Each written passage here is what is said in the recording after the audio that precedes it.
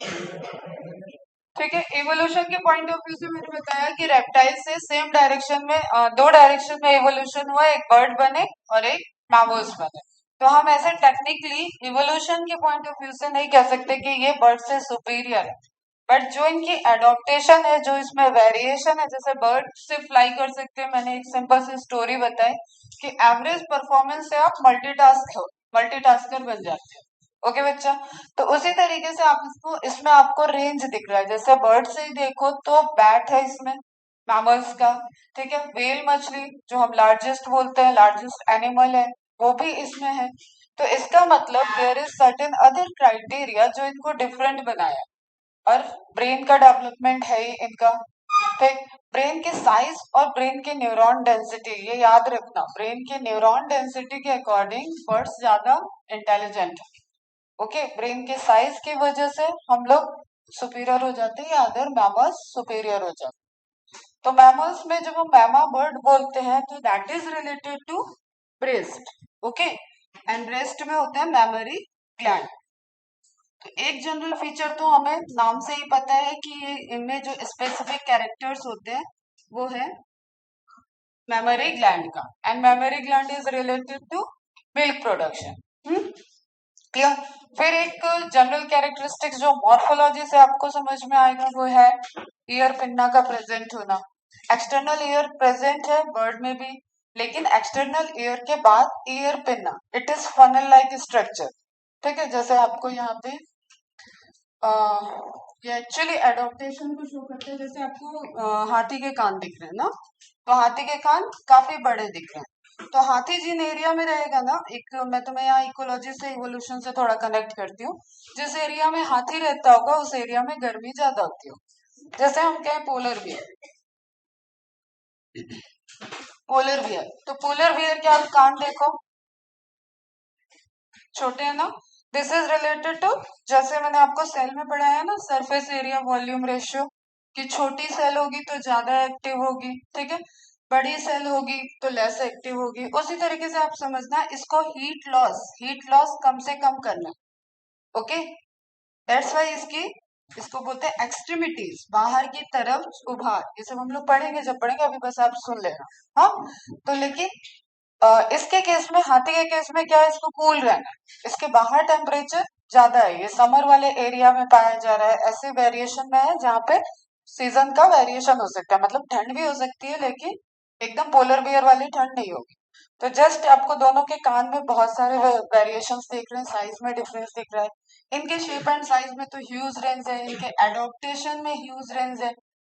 तो कैरेक्टरिस्टिक्स पे बात करें तो हमने बताया एक हो गया हेयर पिन ना, फिर एक आ जाता है बॉडी हेयर, ठीक है, कवरिंग है। जैसे बर्ड्स में भी देख रहे थे हम, ये वार्म ब्लडेड है, बर्ड्स और मैमल्स दो क्लास है वार्म ब्लडेड की आपकी, ठीक है। अब वार्म ब्लडेड होने का मतलब ये है कि इंटरनल टेम्परेचर को कांस्टेंट रखना, इसका मतलब एक्सटर्नल टेम्परेचर के इफेक्ट को बचाना है। कोई अंदर से ऐसे कैरेक्टरिस्टिक्स हैं जो उसको रेगुलेट कर रहे हैं, कांस्टेंट टेम्परेचर को मेंटेन किया है, और उसी फिजियोलॉजी को मॉर्फोलॉजिकली कुछ आपके अपीयरेंस दिए गए जिससे वो मेंटेन हो सके। तो उनमें आ जाता है आपका हेयर होना, ठीक है, बर्ड्स में आया था फेदर होना। इस तरीके से कवरिंग है। जैसे ह्यूमन के केस में तो आपको कम दिख रहा है, लेकिन आपको पता है हम लोग गोरिल्ला वगैरह से ओरिजिनेट हुए हैं। तो उन सभी केसेस में जैसे हम यहाँ दिखा है बियर के केस में, इन केसेस में तो फर और इनका ग्रोथ रहता है, मतलब एक्सटर्नल अपेंडिसेस में ही आएगा कि स्किन के बाहर की तरफ ग्रोथ है, लेकिन हम लोगों में भी तो है ही रोए जिसको बोलते हैं हम लोग। हाँ, फिर बात करें तो डायफ्राम, अगर हम यहाँ से देख के बोले तो चलो, ईयर बोन तीन आ चुकी है, मिल्क प्रोडक्शन आया है, पेरेंटल केयर बहुत ज्यादा होगा, ठीक है, वार्म ब्लडेड बर्ड्स भी हैं। तो इस तरीके से आप समझ रहे हो कि एक ऐसा ट्री डेवलप हो रहा है जिसमें क्लास के अंदर बहुत सारे डिफरेंट डिफरेंट हैबिटेट दिखेंगे आपको, बहुत सारे डिफरेंट डिफरेंट एडॉप्टेशन देखेंगे। तो अकेले आपको मैमल्स भी डिटेल में पढ़ना है तो अकेले इसमें एक महीना लग सकता है, इतनी आपको दिख रही है, ह्यूज रेंज ऑफ वेरिएशन दिख रहा है।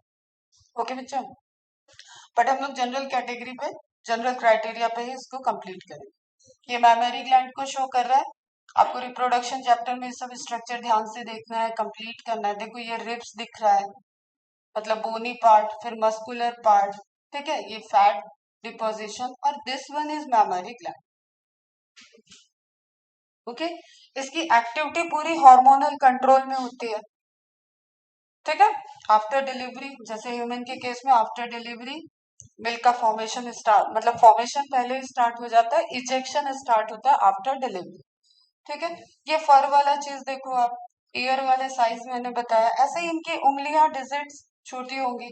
आपको पता है आपका सरफेस आपको हीट दिखता है, ठीक है, तलवे में आपको गर्मी लगती है, तो ये सब ऐसी लोकेशन है, हम हर जगह से हीट रिलीज कर रहे हैं, लेकिन कहाँ से ज्यादा रिलीज कर रहे हैं, किसको ज्यादा इफेक्ट पड़ रहा है, ओके, उस तरीके से आप समझो, ठीक है। हेयर का ही दिख रहा हो, डायफ्रैम बहुत इंपॉर्टेंट रोल प्ले कर रहा है, 70% आपकी ब्रीदिंग में इंपॉर्टेंट रोल किसका है, डायफ्रैम का। डायफ्रैम का कोलैप्स होना मैंने बताया न्यूरोटॉक्सिक वाले में, ठीक है, अगर स्नेक बाइट कर रहा है और न्यूरोटॉक्सिक उसका मोड ऑफ एक्शन है, तो इसी डायफ्रैम के मूवमेंट को वो बंद कर देता है, ओके, मतलब इससे यही नर्वस सिस्टम पे उसका इम्पैक्ट पड़ेगा, पढ़ेंगे हम लोग इसको कैसे ये मूव करता है। एक चीज अभी ध्यान रखना, डायफ्राम कॉन्ट्रैक्ट होता है, ठीक है, तो एक्सपेंड हो जाता है। जैसे हम लोग कोई चीज कॉन्ट्रैक्ट मसल पढ़ेंगे तो वो छोटा होना पड़ेगा, क्योंकि इसमें रिलैक्स रहता है तो ऐसे रहता है, कॉन्ट्रैक्ट होगा तो थोड़ा फ्लैट होगा, ठीक है, एकदम ऐसे नहीं होगा, मतलब जैसे आपको ये कंपैरेटिवली ऐसे दिख रहा है, ये ऊपर दिख रहा है, तो रिलैक्स केस में ये आपको कॉन्ट्रैक्ट जैसा दिखता है, एंड कॉन्ट्रैक्ट केस में ये रिलैक्स दिखेगा, फैला हुआ दिखेगा। नॉर्मली हम लोग क्या बोलते हैं, कॉन्ट्रैक्ट हो रहा है तो कोई चीज सिकुड़ रही है, तो डायफ्राम नॉर्मल स्टेज में रहता है, कॉन्ट्रैक्ट स्टेज में रहता है डोम शेप का, उभार हो गया ना इसमें डोम, जैसे गुंबद, ओके, एंड उसके बाद वो एक्सपैंड करता है जब वो कॉन्ट्रैक्ट करता है। तो ये भी मैकेनिज्म देखेंगे, लंग्स, रिब्स, ब्रीथकेस, थोरेसिक कैविटी, आपको पूरी ह्यूमन फिजियोलॉजी में पढ़ना ही है। आज एक ब्रीफ सा लगेगा आपको कि ह्यूमन फिजियोलॉजी चल रहा है, क्योंकि मैं जहाँ पे भी एग्जांपल लूंगी मैमल्स में ह्यूमन का ही लूंगी, है ना। चलो, तो मैमा means breast, study of mammal, mammalogy, बेटा स्पेलिंग की गलती मत करना, मेमोलॉजी हो जाएगा ना, तो वो जो मीम्स बनते हैं ना, ये उसकी स्टडी होती है, हम स्पेलिंग की गलती करते हैं।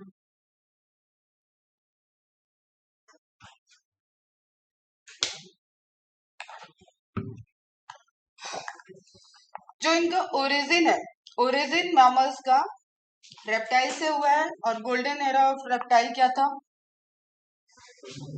मीजोजोइक एरा, ठीक है, तो मीजोजोइक एरा में ही इनका ओरिजिन हो गया था, ठीक है, मैमल्स का ओरिजिन हो गया, आई एम नॉट सेइंग कि ह्यूमन आ गया, ओके, मैमल्स का ओरिजिन मेसोजोइक एरा में, एंड इनका डोमिनेंट मतलब गोल्डन एरा कब था, सिनोजोइक एरा में, और अभी तक चलेगा, ओके, रिसेंट है इस golden era of mammals. Evolution point of view से ये सारे पॉइंट भी आप लिखते चल रहे हो और इसको अलग मार्क करके रखोगे, इवोल्यूशन पढ़ेंगे तो ये सब आपका ऑलरेडी तैयार होना चाहिए। Study of mammals is known as mammalogy, ठीक है, जैसे मैमोग्राफी होता है, अगर ब्रेस्ट की स्कैनिंग कराना है, एक्सरे वगैरह कराना है, उसका समथिंग लाइक अल्ट्रासाउंड वगैरह कराना है, तो वो सारा जो आता है वो उस सारी टेक्नोलॉजी के पहले भी मैमा वर्ड यूज होता है, ओके।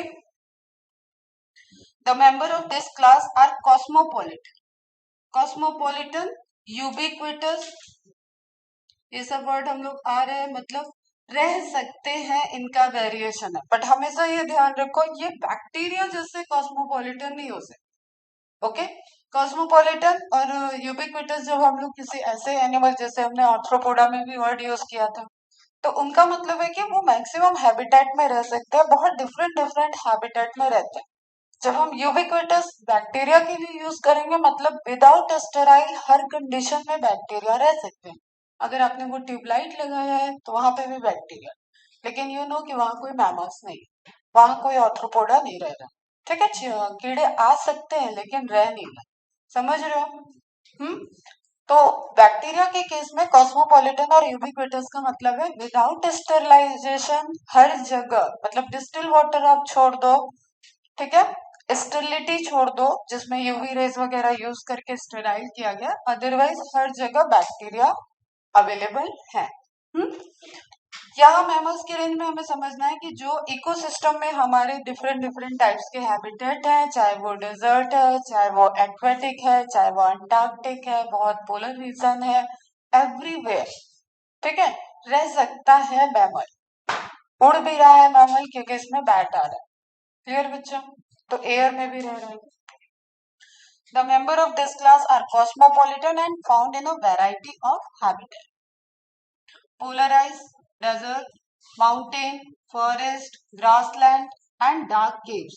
Dark caves में बेटा evolution नहीं है, ये भी हम एक आपको पॉइंट ऐड कर देते हैं, ठीक है, क्योंकि वहां सनलाइट नहीं है, वहां कोई फूड चेन नहीं बनती, नेचुरल फूड चेन नहीं है। केव्स यूज होती है शेल्टर के लिए, ठीक है, जैसे जो सपोज आपने कहानियों में देखा होगा कि शेर की गुफा है, तो शेर की गुफा है लेकिन शेर उसमें रहता है, उससे बाहर आता है हंटिंग के लिए ना। तो केव के अंदर, जब ये क्वेश्चन है इवोल्यूशन, केव के अंदर कोई इवोल्यूशन नहीं हो सकता। Why? Because there is no sunlight. जहां सनलाइट नहीं है वहां डायरेक्ट कोई प्रोडक्शन नहीं हो सकता बेटा। बैक्टीरिया वगैरह रह सकते हैं, फंगल ग्रोथ हो सकती है, वो वहां सर्वाइव भी कर सकते हैं, उनका लाइफ स्पैन कंप्लीट भी हो सकता है, लेकिन there is nothing like a food chain, ठीक है। उसका सिंपल सा रीजन, प्रोड्यूसर नहीं है वहां, समझ रहे हो, बिना सनलाइट के कोई प्रोडक्शन फोटोसिंथेसिस होनी नहीं है। तो अंडर द जो केव्स एरिया होते हैं, यहाँ पे आप कोई फूड चेन नहीं देखते, ये ऑप्शन में आता है। तो ध्यान रखना ये point. Some of them adopted to fly और लिव इन वाटर, ठीक है, जैसे आप कॉस्मोपॉलिटन बोल रहे हो, ठीक, व्हेल हो गया, डॉल्फिन हो गए, ये वाटर में रह रहे हैं, फ्लाई करने में बैट को आप ध्यान रखो। हेयरी क्वाड्रापेड्स, क्वाड्रापेड्स टेट्रापोडा में हम लोग चल रहे हैं, क्वाड्रापेड्स मतलब भी 4 पैर, ठीक है। अब यहाँ पे आपको बिल्कुल नहीं आना चाहिए कि आपने तो बोला था कि हम बर्ड्स की तरह बाइपेड है, बर्ड्स फेदरी बाइपेड है और हम लोग भी बाइपेड होने चाहिए। बेटा हम लोग बाइपेड है, ये हम पूरा मैमल्स पढ़ रहे हैं ना, जैसे आपने अभी देखा था, तो एलिफेंट, शेर, चीता, ये सारे, ये सब क्या दिख रहे हैं आपको? क्वाड्रापेड दिख रहे हैं। क्लियर? तो क्वाड्रापेड और बाइपेड में कंफ्यूज नहीं हो, क्लियर? वो अलग इवोल्यूशन है। हम लोग बहुत बार हम बता चुके हैं, सब हम लोग टेट्रापोडा के अंदर ही चल रहे हैं, हाथ हम लोगों का पैर ही है, तो ये पॉइंट इसलिए मैंने रेड से किया। क्लियर है? क्वाड्रापेड मतलब चलने के लिए पैरों का यूज 4 है, ये जनरल कैरेक्टरिस्टिक्स हुई। हम प्राइमेटा में है और हम कोई एक प्राइमेटा है जो बाइपेडल मूवमेंट कर रहा है, गोरिल्लास में आया मूवमेंट और उसको हमने आगे बढ़े फिर ह्यूमन आ, ठीक है बच्चे?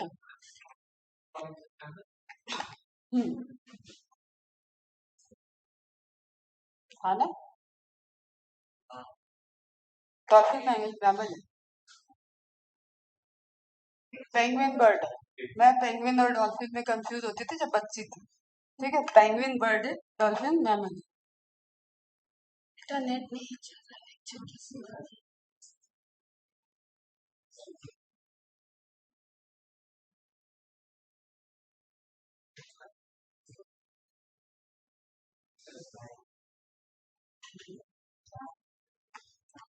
ठीक है, अराउंड 5000 प्लस लिविंग स्पीसीज है। मैंने पहले भी बोला था लिविंग स्पीसीज या रिकॉर्डेड स्पीसीज में हम लोग या पूरे मैमल्स कहीं पे किसी से नहीं जीत रहे हैं, कम है नंबर में लेकिन इंटेलिजेंट है, ठीक है, एक्सेप्ट आप हेमिकॉर्डेटा और टीनोफोरा से कंपेयर नहीं करोगे, वो बहुत छोटा फाइल।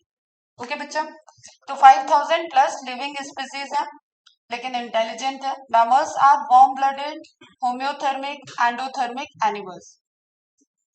बॉडी वेरियस शेप, देखा आपने, वेरियस शेप के पीछे हमेशा ध्यान रखना उनका एडॉप्टेशन, उनका हैबिटेट, दैट इज रिस्पॉन्सिबल कि उनका शेप कैसे हुआ है। जैसे मैंने एग्जांपल में तुम्हें एयर का एग्जांपल दिया, डेजर्ट का एग्जांपल दिया, साइज का एग्जांपल दिया, अगर हम तो ये सारी चीजें उनके बॉडी शेप के फॉर्मेशन के लिए रिलेटेड है, और ये इवोल्यूशन में अलग अलग जगह इवॉल्व हुए हैं, दैट्स वाई वो अलग अलग तरीके के डेवलप हुए। जैसे आप ऑस्ट्रेलियन डेवलपमेंट और ऑस्ट्रेलियन कॉन्टिनेंट में जो डेवलपमेंट हुआ है और बाकी जगह जो डेवलपमेंट हुआ है उसकी कंपैरेटिव स्टडी करते हैं हम लोग इवोल्यूशन। ओके, कंगारू, कंगारू आपको और कहीं नहीं दिख रहा है, देखा सुना आपने कंगारू? कंगारू तो जानते हो ना, इसमें था भी, तो कंगारू कहीं और नहीं है, वो ऑस्ट्रेलियन है। ये दिस वन मार्सुपियल्स में आता है, ठीक है, पैकेट होता है इसके पास आगे। तो ऑस्ट्रेलिया कॉन्टिनेंट कैसे है ना, अलग कट गया। अर्थ का भी, अर्थ की जियोग्राफी भी उसी टाइम डेवलप हो रही थी, तो वो कट गया। जब कट गया तो उसका किसी से कोई इंटरेक्शन नहीं बचा। बाद में जहाज वगैरह है ना, समझ रहे हो हम क्या बोल रहे हैं। तो ह्यूमन का मूवमेंट या ह्यूमन का डेवलपमेंट वो तो बहुत बात की चीज है। तो वो कॉन्टिनेंट ऐसा अलग हो गया कि उसका इवोल्यूशन एक अलग डायरेक्शन में गया है, एंड पूरे अर्थ का इवोल्यूशन जो नोटेड है जितने एरिया का, वो एक अलग डायरेक्शन में चला गया। ठीक है, तो करेंगे इस पे भी इवोल्यूशन में डिटेल में जब आएगा। ठीक है, तो बॉडी वेरियस शेप की होंगी, वेरियस साइजेस की होंगे, क्योंकि हम इनके वेरियस लोकेशन एडॉप्टेशन को दिमाग में रखेंगे। ठीक है बच्चा, is divided into head, neck, trunk, tell.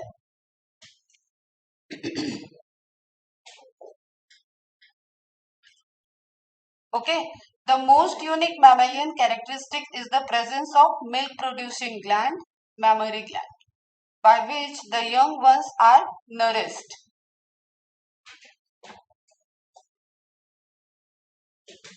ठीक है, a horizontal diaphragm, diaphragm is the muscular structure। ठीक है, डायफ्राम में कोई बोन नहीं होती है, बोन से कनेक्टेड होते हैं, मूवमेंट को शो करते हैं। क्यों? क्योंकि अभी अपना ही एग्जांपल हमने बताया कि हम लोग कैसा रेस्पिरेशन कर रहे हैं, वॉल्यूम वाला, थोरेसिक वॉल्यूम को बढ़ाते हैं घटाते हैं, उससे एयर अंदर आती है बाहर जाती है। सिंपली आप ऐसे समझो कि आपने बलून फुलाया है तो उसके अंदर एयर गई, आप बलून को बचकाओगे तो उसके बाहर एयर जाएगी। ठीक है, तो एरिया से आप खेल रहे हो। तो हम लोगों की कैविटी कैसे वर्क करती है, एरिया से खेल रही है। तो जब डायफ्राम मूव करेगा, रिबकेज आगे जाएगा, इन सभी केसेस में एरिया में वेरिएशन आती रहती है। ओके बच्चों, इस प्रेजेंट इन बिटवीन कहाँ है ये, थोरेक्स एंड एब्डोमेन के बीच में। ठीक है, आप ऐसे समझो कि अगर हम ऐसे एंटीरियर पोस्टीरियर एंड बनाए बॉडी का, ये हो गया एंटीरियर, ये हो गया पोस्टीरियर। ठीक है बच्चा, ये हो गया हेड, कट कर देते हैं हम इसमें, ये हो गया थोरेसिक, ये है एब्डोमेन। तो एब्डोमेन और थोरेसिक के बीच वाला जो पार्टीशन है दैट इज डायफ्राम। क्लियर है बच्चों? और एयर टाइट है ये। अगर ये एयर टाइट नहीं होगा तो एयर का लीकेज होगा। Okay, thoracic cavity is air tight cavity, मतलब इधर उधर से एयर मूव करके नहीं जा सकती है। एयर का जो पैसेज है वहीं से एयर जा रही है। ओके बच्चा? फिर ऑक्सीजन CO2 तो ब्लड के थ्रू मूव कर रहे हैं बेटा, क्लोज टाइप का सर्कुलेटरी सिस्टम है, तो वो सब ब्लड में जा रहा है। क्लियर है बच्चा? तो between thorax and abdomen, this is mammal's characteristics of the members without any exception। ऐसी कैरेक्टरिस्टिक्स जिसका एक्सेप्शन ना हो।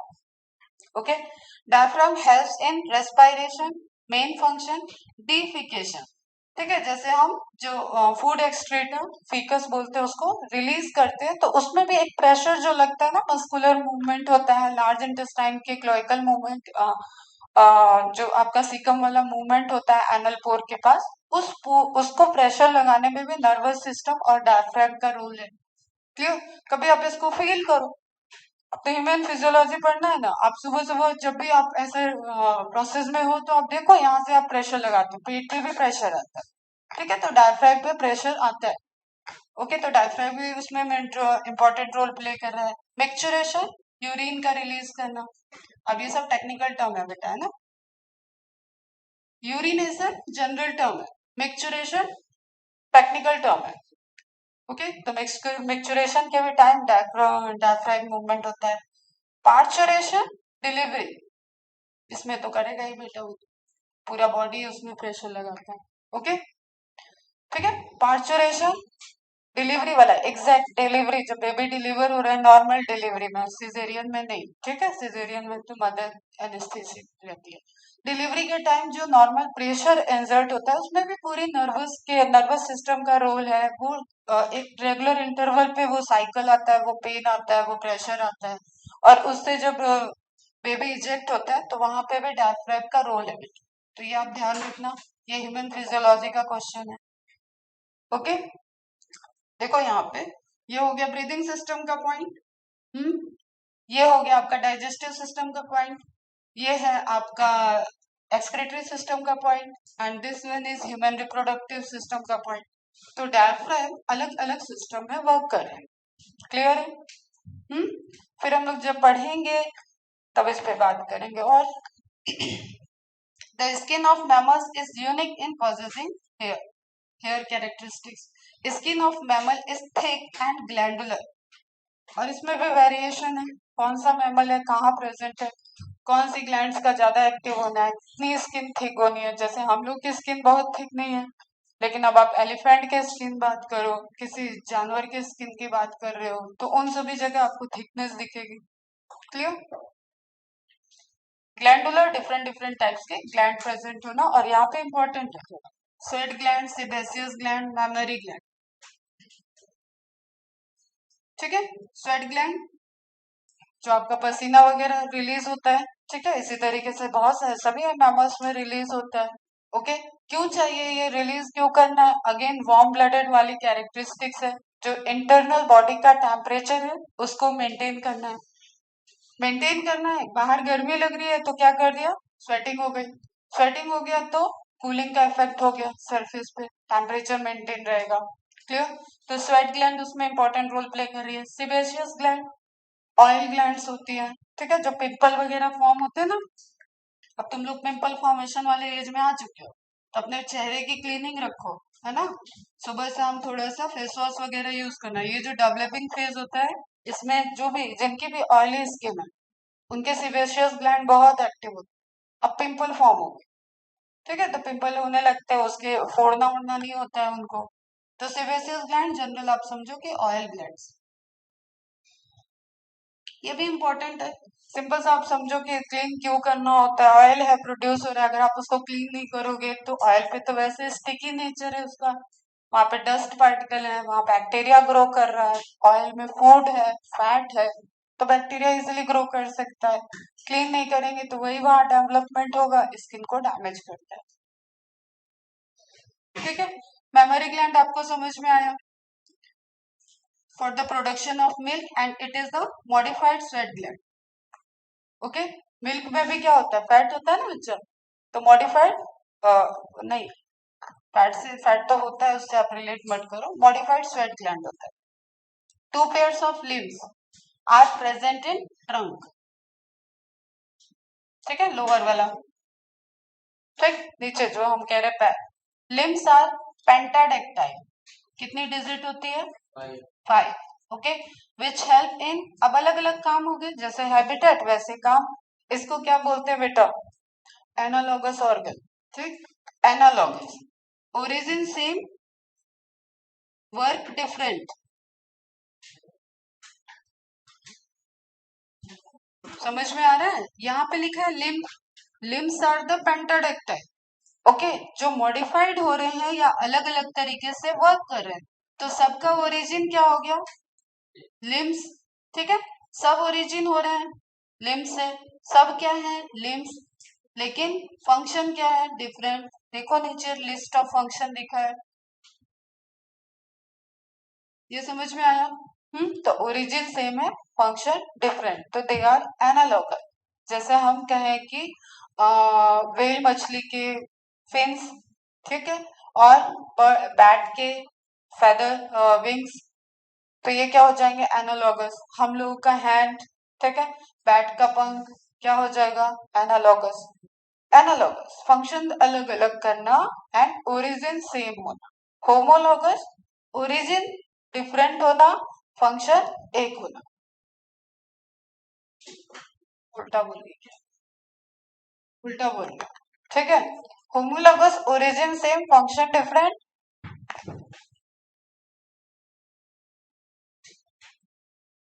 ये कैसे उल्टा बोल रहे हैं, कहाँ हुए हुए रिपीटर बैच नहीं आया ना, इसमें लगा हुआ है दिमाग का माइंड मेरा, उनका नुकसान हो रहा है, नेट नहीं चल रहा। Homologous, origin same, function different, ठीक है। Analogous, origin different, function same. तो यहाँ पे क्या है, होमोलॉगस है बेटा। ओरिजिन सेम, फंक्शन डिफरेंट, तो फंक्शन डिफरेंट में हम देख रहे हैं वो स्विमिंग कर सकते हैं, वो क्लाइंबिंग कर सकते हैं, जैसे हम चढ़ने की बात करें, टाइगर की बात करें, बंदर की बात करें, तो वो लोग चढ़ रहे हैं, ठीक है, तो उसमें भी हेल्प कर रहे हैं। वॉकिंग चलने फिरने में, रनिंग दौड़ने में, बरूइंग कोई बरू कर रहा है, ठीक है, बिल बना रहा है, तो उन सब केसेस में ये हेल्प करेगा। ठीक है बच्चा, तो डिफरेंट डिफरेंट टाइप के वर्क हो गए। Each foot bears generally 5 toes provided with horny claws। ठीक है, क्लॉज हो सकते हैं, नेल्स हो सकते हैं, या हूफ हो सकते हैं। हूफ आपको समझ में आता है? हॉर्स का देखा है आपने पैर? ठीक है, कुछ इस तरीके से रहता है उनका। या कैटल्स का, गाय भैंस का, ठीक है, तो उनके में हूफ्स बोलते हैं उसको। इसमें फ्यूजन हो जाता है। अब आप इसको चैलेंज नहीं कर सकते हो कि ये पेंटाडेक्टाइल नहीं है। वो डेवलपमेंट के फॉर्मेशन में वो क्या हुए, फ्यूज हो गए, जोड़ दिया गया। ठीक है बच्चा, और हम लोगों का कैसा होता है, ये 90 डिग्री में।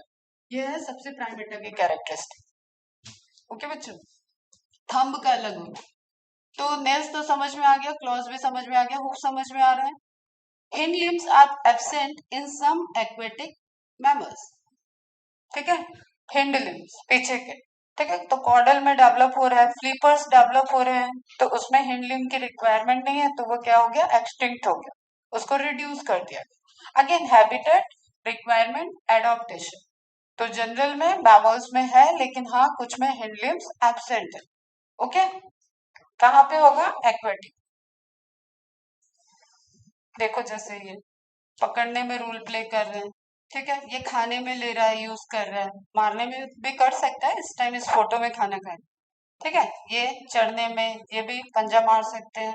इस तरीके के आपको डिफरेंट डिफरेंट दिख रहे बेटा, है ना। और ये कैरेटिन के डिपोजिशन है, और हॉर्नी है, मतलब ये रेजिडेंट। देखो ये लगाया है मैंने, ये आपको होमोलोगस को शो कर रहा है। ठीक है, अब ये दौड़ता है, मतलब हमसे तेज दौड़ता है, हम लोग भी दौड़ते हैं, चलते हैं, हम लोग तो सब कुछ करते हैं।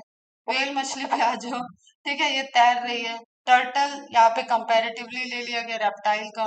देन फ्रॉग से किया गया, तो ये सभी कहाँ जा रहे हैं, टेट्रापोडा में है, तो सब ओरिजिन में सेम है, लेकिन फंक्शन डिफरेंट डिफरेंट होते गए, डिफरेंट डिफरेंट टाइप के एडॉप्टेशन हो गए। तो आप सिर्फ मैमल्स में न देख के पूरे टेट्रापोडा में भी देखोगे, तो ये क्या हो गया आपका, लिम्ब का होमोलोगस ओरिजिन हो गया। ठीक है, होमोलोगस डेवलपमेंट हो गया, सब में फंक्शन अलग अलग होता गया। जैसे फ्रॉग में आपने देखा था, मैंने बताया था, जो हिंड लिम्ब है वो ज्यादा स्ट्रांग है, लेंथ में साइज ज्यादा है उनकी, और वो जंपिंग में हेल्प कर रहे हैं, तो वो उनका कुछ डिफरेंट टाइप का फंक्शन हो गया। क्लियर, बाकी आपको समझ में आ रहा है। टर्टल धीरे धीरे चलता है, कितना भी दौड़ाओ भाग नहीं सकते हैं वो, तो उसके अलग तरीके के एडोप्टेशन हो गए। बर्ड्स में फेदर बन गए थे, विंग्स बन गए थे, अलग तरीके के एडोप्टेशन हो गए। तो सभी कहाँ जा रहे हैं, ओरिजिन में सेम थे, फंक्शन में डिफरेंट बेटा, है ना।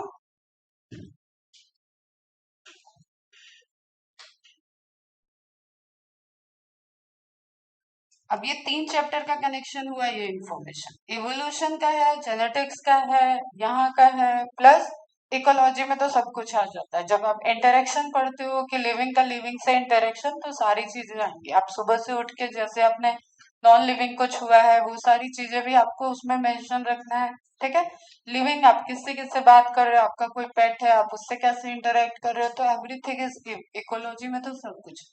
ओके बच्चे, तो कोई भी चीज आप जो ऐसे रिलेट करते हो वो सब रिलेटेड है बेटा, कई चैप्टर्स। ठीक है, ये आप एडाप्टेशन के थ्रू देख लो, उनके अलग अलग तरीके के डेवलपमेंट हो रहे हैं। तो लिम्ब मॉडिफिकेशन, एक्वेटिक में फ्लिपर, वर्ड याद रखना, फ्लिपर्स।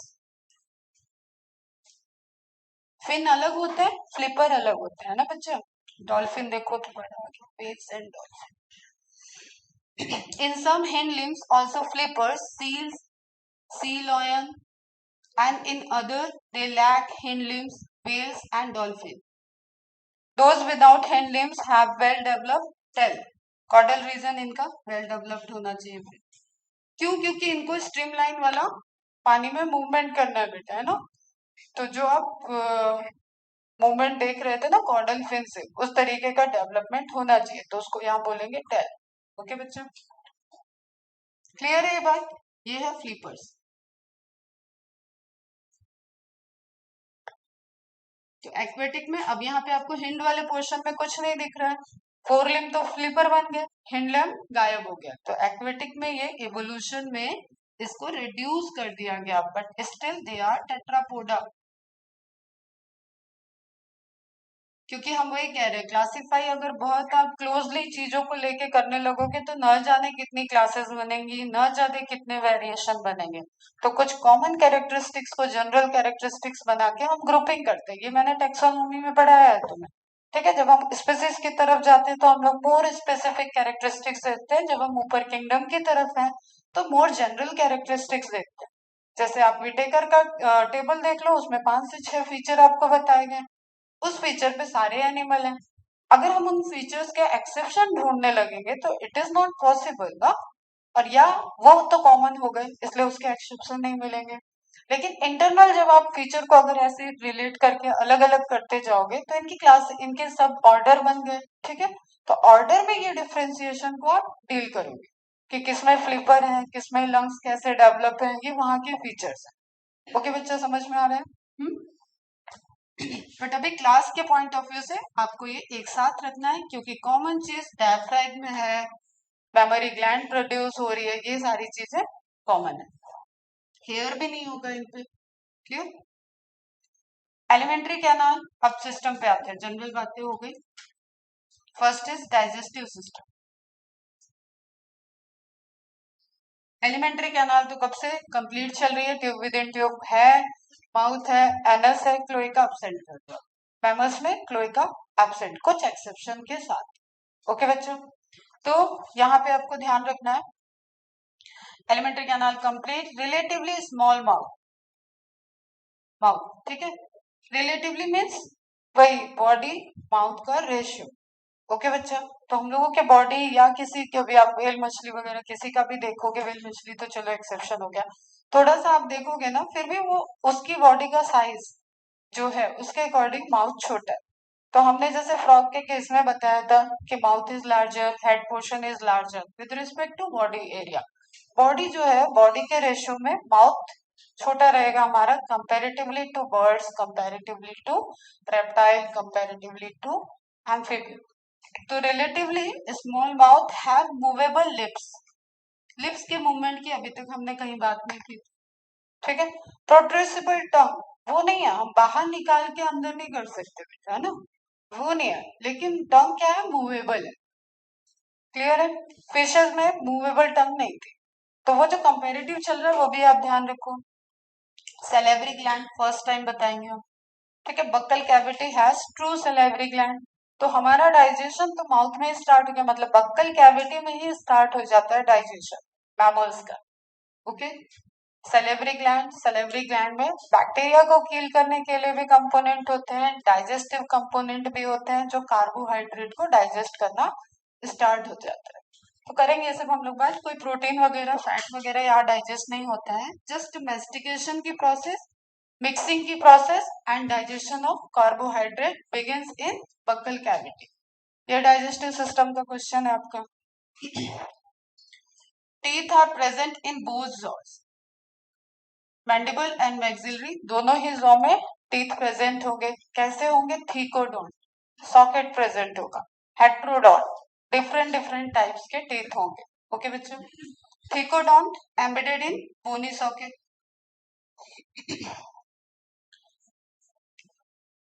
हेट्रोडोंट डिफरेंट टाइप्स के, एंड मोस्टली डाइफियोडोंट 2 बार आते हैं, comes twice. Mobile tongue, distinct liver and pancreas are present. Accessory होते हैं बेटा, ये सब एसेसरी ग्लैंड्स होते हैं, मतलब आपको एलिमेंट्री कैनाल के जो एलिमेंट्री ट्रैक है उसके साइड से, ठीक है। एक होता है ना, एक मेन काम कर रहा है और उसके साथ में कुछ असिस्टेंट है। तो मेन काम डाइजेशन का कहाँ चल रहा है, एलिमेंट्री कैनाल में। लीवर और पैंक्रियास या एलिमेंट्री कैनाल के पार्ट नहीं होते हैं, दे आर एसेसरी ग्लैंड। तो जब हम डाइजेस्टिव सिस्टम पढ़ाएंगे ना, तो आप 2 तरीके से पढ़ोगे। एक बार हम लोग पूरा ट्रैक को खत्म करेंगे, ऑर्गन को समझेंगे, और उसके बाद हम लोग डाइजेशन की मैकेनिज्म कैसे चल रही है और कौन कौन उसमें एसेसरी रोल कर रहा है वो समझेंगे। तो सलाइवरी ग्लैंड भी कैसे है, डाइजेस्टिव ट्रैक के बाहर है। ग्लैंड की ओपनिंग, डक्ट की ओपनिंग कहाँ है, ट्रैक के अंदर। तो बक्कल कैविटी, समझ रहे हो ना हम क्या बोल रहे हैं, बक्कल कैविटी ट्रैक का पार्ट है। इट इज सेम, ऐसे समझो तुम, चलो ये बना ही हुआ है। जैसे ये ट्रैक लग रहा है ना, एक रास्ता है, इसके इधर, इसके इधर, इसके इधर, इसको इसमें डाल दिया, इसमें इसको डाल दिया, इसमें इसको डाल दिया, तो सभी चीजें क्या है, एसेसरी, जो बाहर की तरफ है लेकिन ओपनिंग उनका ट्रैक में हो रहा है। Is it clear? फिर करेंगे डाइजेस्टिव सिस्टम में डिटेल में बात। तो लीवर और पैंक्रियाज यहाँ पे प्रेजेंट रहेगा।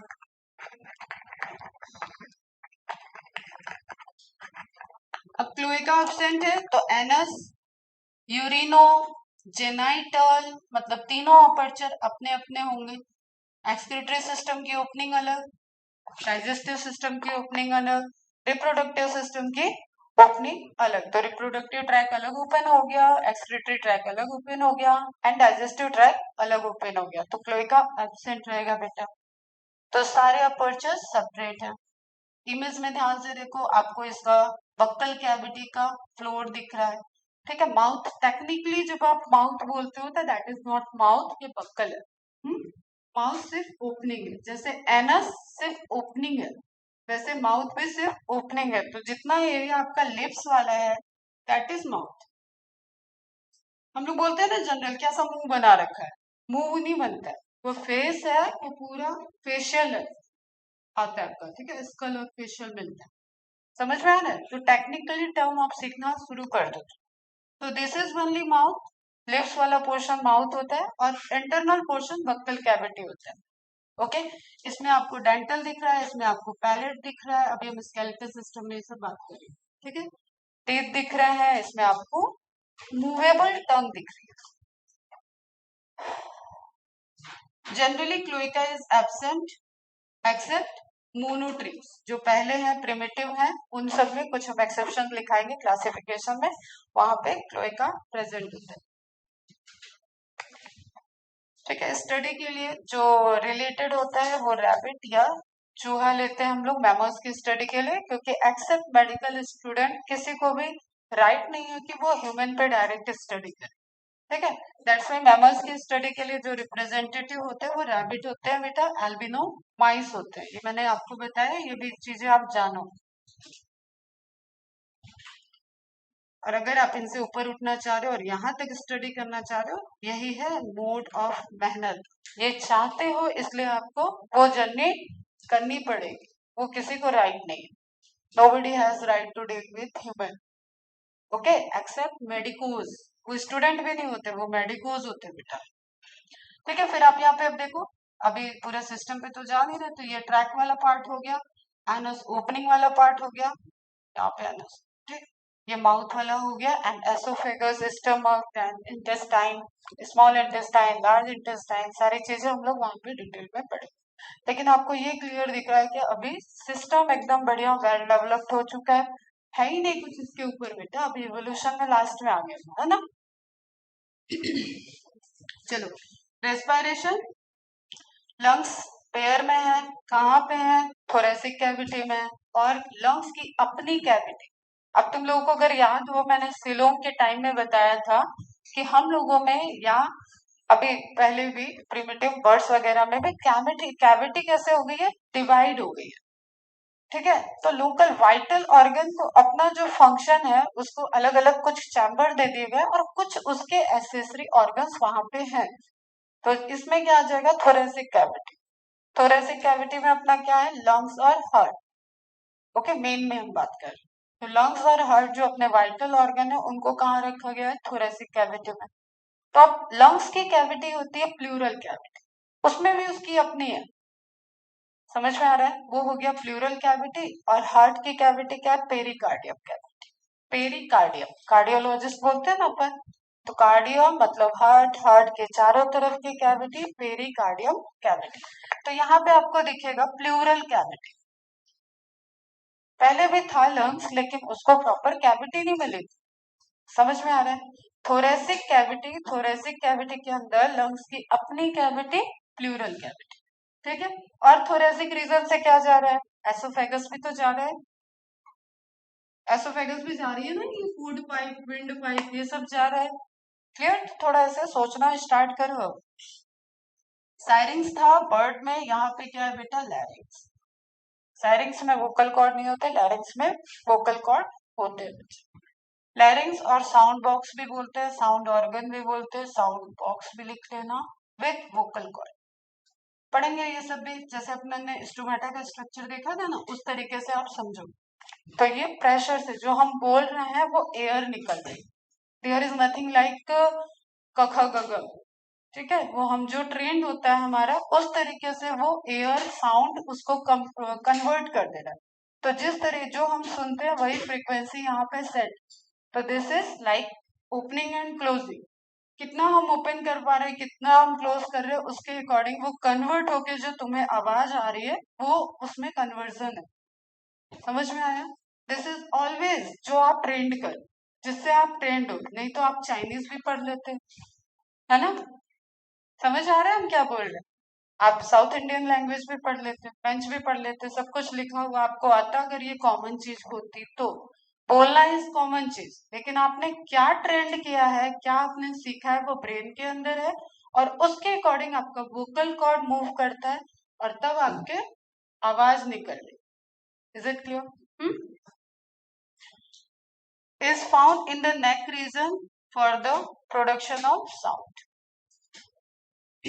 साउंड वेव्स वगैरह फिजिक्स इसलिए बड़ी अच्छे से पढ़ना चाहिए, मेडिकल में फिजिक्स कहीं नहीं जाने वाला है, ठीक है? साउंड वाला, इलेक्ट्रिसिटी, थर्मोडायनेमिक्स दोनों ही में ही है, फिजिक्स केमिस्ट्री, वो सब चीजें आपकी बहुत स्ट्रांग होनी चाहिए, तब आप कलेक्टिवली अच्छे डॉक्टर बन के निकलो। और डॉक्टर तो अच्छे ही होते बेटा, वरना वहाँ बैक लग जाती है, घर भेज देते हैं, ठीक है? वहां तो अच्छा बनना है, तो ये सब चीजें जो है ना, जैसे ईसीजी में पढ़ाऊंगी तो उसमें आपको मैं वेक्टर भी पढ़ाऊंगी थोड़ा सा, ठीक है, कि वेक्टर कैसे वर्क कर रहा है, तो आप वेक्टर जानते हो तभी आप ईसीजी के ग्राफ समझ पाओगे। डायफ्रैम, इंटरकोस्टल मसल्स, अब ये जो आप सांस ले रहे हो, मेरी सांस जैसे अभी खुल रही है, तो उसमें क्या रोल प्ले कर रहा है? ब्रीदिंग सिस्टम वर्क कर रहा है, ठीक है? हम ज्यादा बोल रहे हैं इसलिए हमको ज्यादा सांस लेनी पड़ रही है। अब हम सांस और बोलना एक साथ कर रहे हैं तो यहाँ पे कॉमन सिस्टम चल रहा है, ठीक है? एयर भी यहाँ से जा रही है, आवाज भी यहाँ से आ रही है, दैट्स व्हाई हमें कैसा थका थका सा फील होने लगता है, ठीक है? या ड्राइनेस से फील होती है, तो वाटर पीते हैं हम लोग, शांति से बैठे हैं तो हम एक बोतल तो पता नहीं क्या पूरे दिन बीत जाएगा हम शायद नहीं पिएंगे, लेकिन हम क्लास ले रहे हैं तो दिन में 2 बोतल सिर्फ क्लास के नाम पे चला जाएगा। समझ रहे हो? तो that is the collective mechanism. अब यहाँ पे सब कुछ डेवलपमेंट में आपको दिखेगा। तो इंटरकोस्टल मसल, कोस्टल मतलब रिब्स, देखो आप कहते हो ना हम कोस्टल रीजन में रह रहे हैं, कोस्टल रीजन बोलते हो ना, क्या है वो? समुद्री किनारा, ठीक है, कोस्ट, उसी तरीके से ये क्या है हमारे किनारे। तो रिब्स मतलब coastal, coastal means ribs. Inter मतलब बताओ, इंटर मतलब विद इन या टू की बिटवीन, इन बिटवीन, ठीक है? तो इन बिटवीन टू रिब्स क्या हो जाएगी? जो मसल रहेगी वो हो जाएगी इंटरकोस्टल मसल। ये दिख रहा है आपको रेड रेड, ठीक है? समझ में आ रहा है?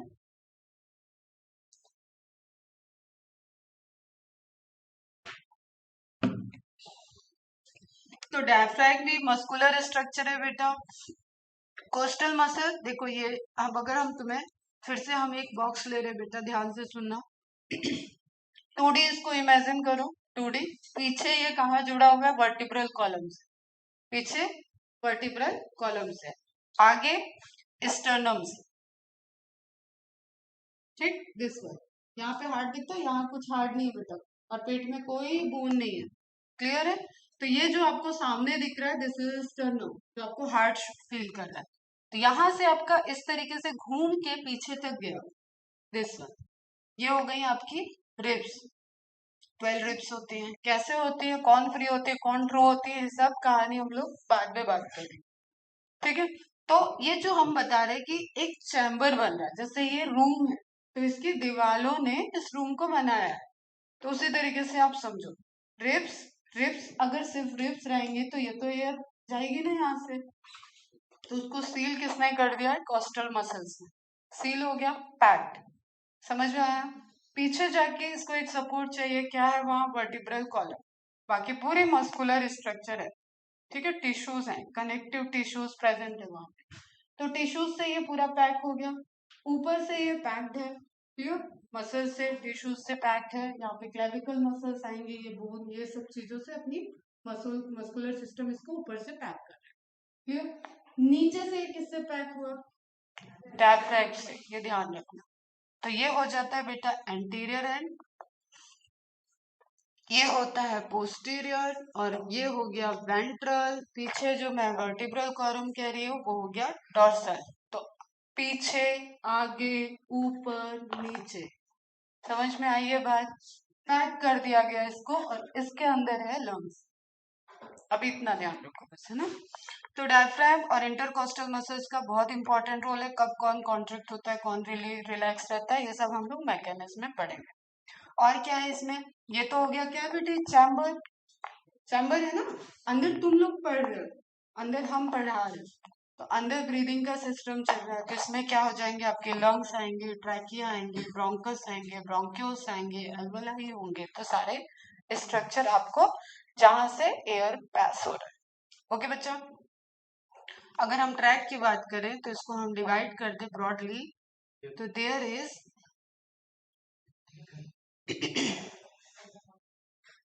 ठीक है, URT, LRT, upper respiratory tract, lower respiratory tract. ठीक है, नेजल पैसेज से, यहीं से ट्रैक शुरू हो गया। तो nasal passage, nostril, nasal passage, pharynx, nasopharynx, ठीक है, ट्रैकिया, ग्लॉटिस, ये सब जो पोर्शन आ रहा है, ग्लॉटिस देन ट्रैकिया, ये सब क्या है, अपर वर्ड। ठीक है, ब्रोंकस। तो डिजीज भी इसी तरीके से हो जाती है, डी लगा दो, अपर respiratory track disorder, lower respiratory track disorder. ठीक है, तो जनरली आप इस तरीके की चीजें समझो अब थोड़ा, क्योंकि कोरोना जो है उसमें दोनों के सिम्टम्स दिखते हैं। अगर सिम्टोमेटिक कोरोना दिख रहा है तो उसमें हम लोग जो डेथ वाली पोर्शन तक गए, उन लोगों का क्या हुआ, लोअर रेस्पिरेटरी ट्रैक डैमेज हुआ। ठीक है, जैसे कॉमन निमोनिया, तो निमोनिया यहाँ पे गेम खेल रहा है, सर्दी जुकाम यहाँ पे गेम खेल रहा है, समझ में आ रहा है? तो इस तरीके से आप थोड़ा थोड़ा भी समझना स्टार्ट करो, क्योंकि ह्यूमन फिजियोलॉजी में सब काम आएगा।